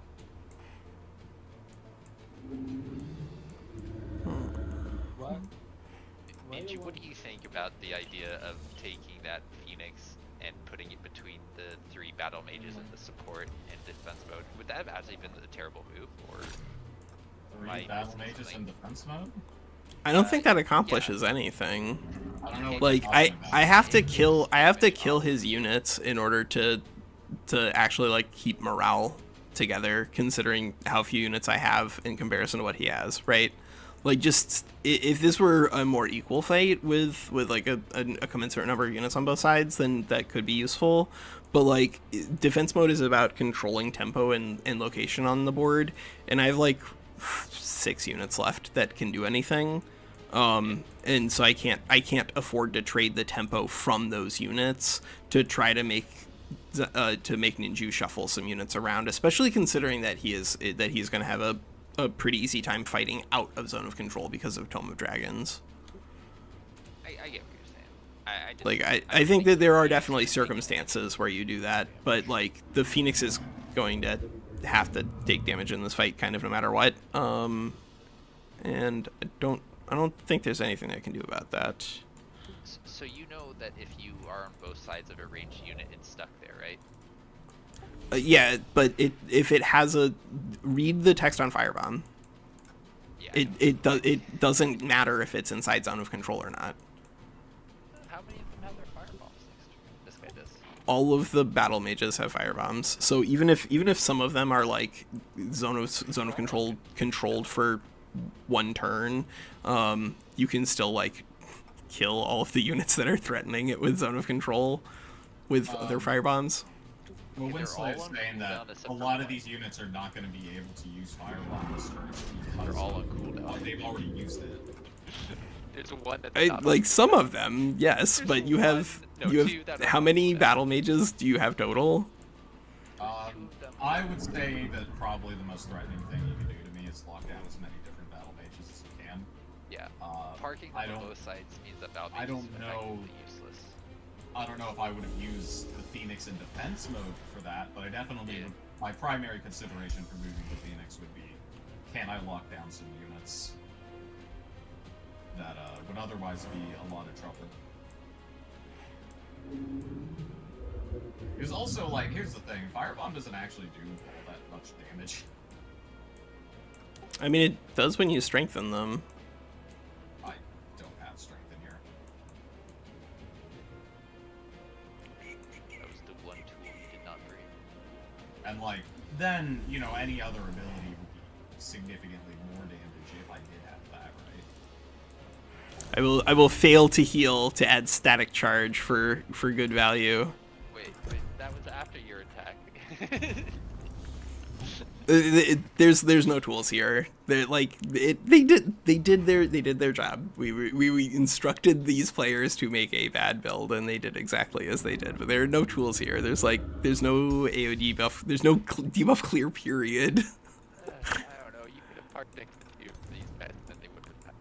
I mean, if you want WinSlaya, we can run this back. I'll gladly play as Ninju's build, and you can play as this one. But I think the writing was on the wall from the beginning of the fight. I don't want to fight that though. But I think you got really good engagement on. You got forward enough to get a good engagement here. So in terms of other things that evolved to being weaker, all of the tier 1 and evolving into tier 2s, like the Inferno pup, gets meaningfully worse. It's not something you see a lot in tier 1s and evolving into tier 3s. I actually can't think of any where I would be upset about it, because you're not just getting stats when you evolve into a tier 3, you are resetting, your experience bar, so that way you can start getting those experience points to get up to those higher ranks faster and faster. But then B, it also comes with extra abilities, most of the time tier 3 and higher abilities. Even if you're just talking about like an evolving unit like a lesser magma spirit, right? If this thing evolves into a full magma spirit, it gets a base AoE attack available to them. So like, there's a lot of different things that you get out of evolving, and so you almost always want to do it, but the tier 1 to tier 2s in particular look like you should just not use those, which means that feudal is just going to be even worse, because the peasant pikeman problem where they evolve into being weaker is probably going to be experienced there the most. And unfortunately, feudal is already like one of the worst cultures in the game, and doesn't really have the pieces to compete in multiplayer, partially due to auto resolve, but also partially just due to the mechanics, right? Like, if the game is hostile to having a bunch of heroes and your economy relies on having a bunch of heroes, which is what Feudal does, and the game is hostile to having like relatively low quality units at the beginning of the game because you want to have them rank up, then like it can be that two things can be wrong with Feudal at the same time, where like both the AI doesn't use steadfast particularly well, and the mechanics are just generically hostile to the way that Feudal attempts to play the game, which is why I think like a rework for Feudal does make sense, because they clearly have demonstrated that they are capable of reworking them, and I think the rework for Mystic actually does look really promising. The rework for Dark and Reaver also looks interesting, but because those are a little more we really have to like play them and see how they feel in practice. I'm not gonna like throttily endorse playing Reavers until we get our hands on them. Dark does look a lot better because it at least looks like it rewards the mechanics that Dark already uses, right? Dark is a hyper offensive kind of shock power attacking style thing. I think it will. Yeah, it should. Yeah, there it is. Corpse there. Okay. But I've already got a unit standing on top of it, so that's nice. No. You turned it into a zombie. I think the corpse that's there is just is purely aesthetic. Oh, so it does. I'm pretty sure that it's gone because like it doesn't have a here lies, and whenever you like normally do something to a corpse, it disappears that way. It's weird that it has that fun little burning artifact, but I don't think that there is a phoenix down there. I think it's dead. I think the phoenix, like the ballista, is now a zombie. I love how that counters a high level units thing, but it doesn't counter slip away. Yeah. Evolution units. Like, why? What are you doing to me? It also like counters necromancy, right? It itself counters necromancy by making it so that you don't have the corpse around to turn your hero or whatever into another unit with, or bring it back with a necromancer.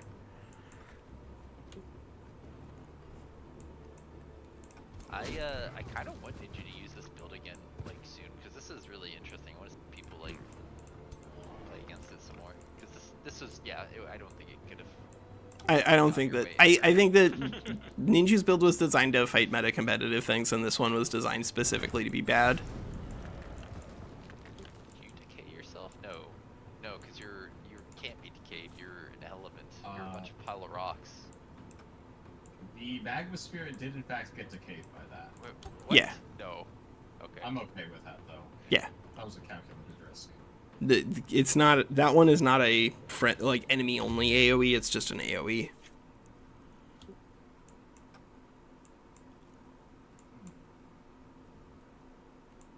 Yeah, I know what I attack here.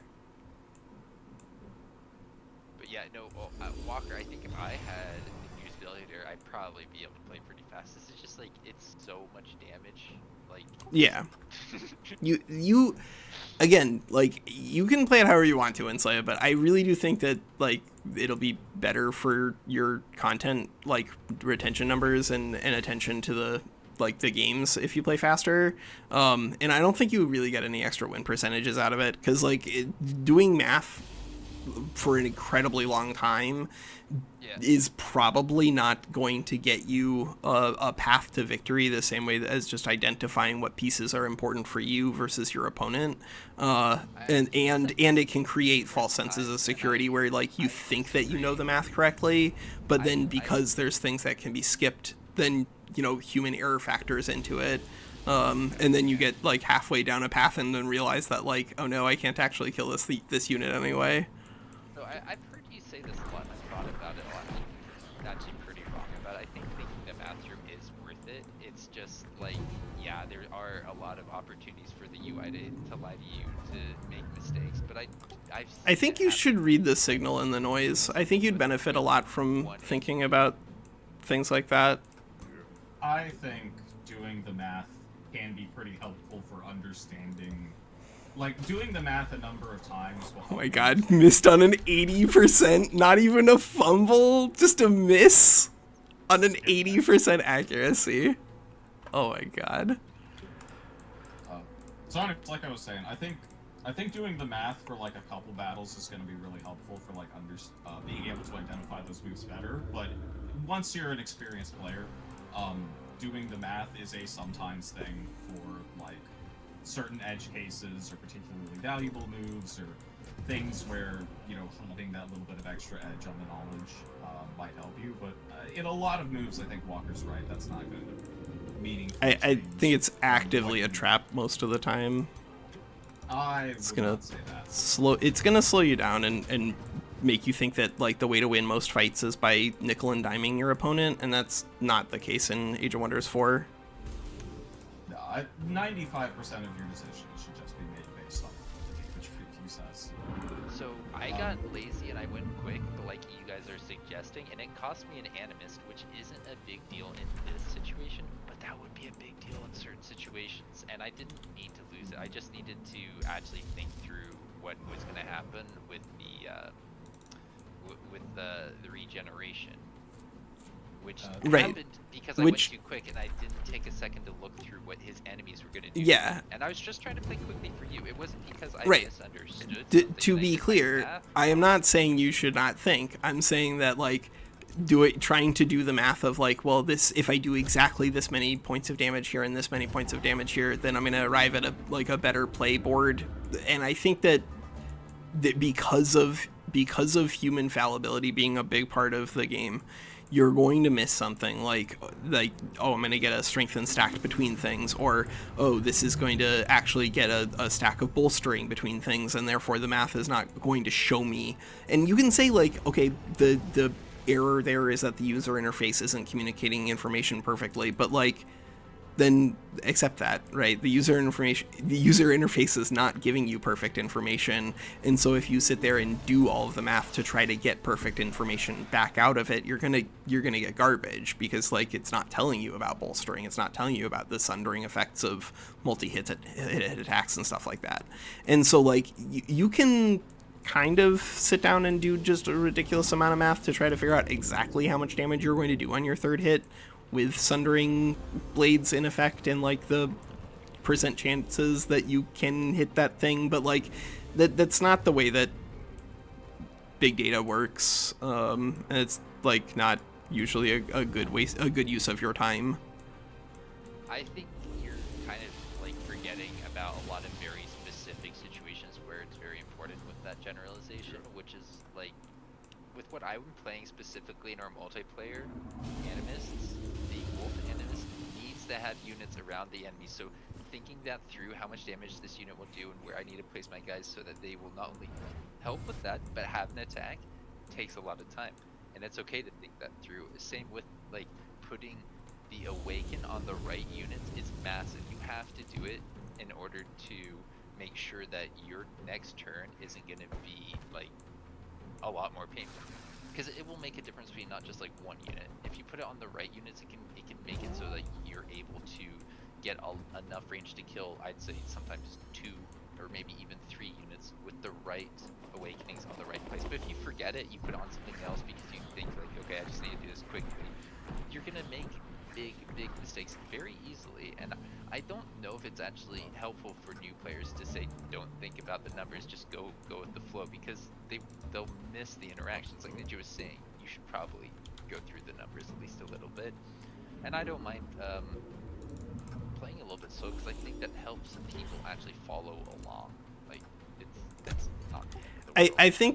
I think there's like different gradations of playing slow, right? If we're playing slow because we're talking through all of our different options, then that's one thing. If we're playing slow because we're trying to see if there's a way to like get these exact couple of units to line up to exactly 80 damage or whatever, then like that's, I don't think, actually as helpful to the average viewer, because they're not learning anything. They're just seeing arithmetic going on, and arithmetic really it's not the thing that wins fights most of the time.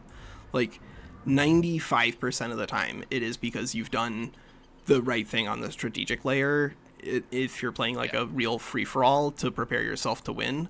And then in skirmish, it's, you know, because you've built a build that has the tools necessary to actually address the issues that your opponent is presenting to you, not because, you know, 3 times 4 is 12 or whatever.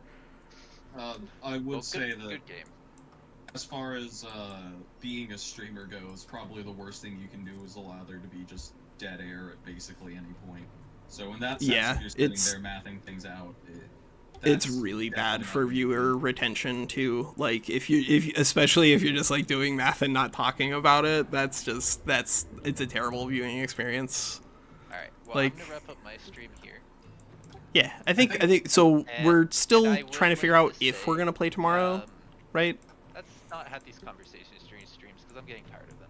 They're getting exhausting. Because I don't agree with you, you don't agree with me, and we're just going in circles. Okay? Yeah. All right. That's fair. All right. Thank you. I'd appreciate it because I know I'm slow, but you guys say the same thing every week, and I'm trying to be faster. Just let Jesus take the wheel.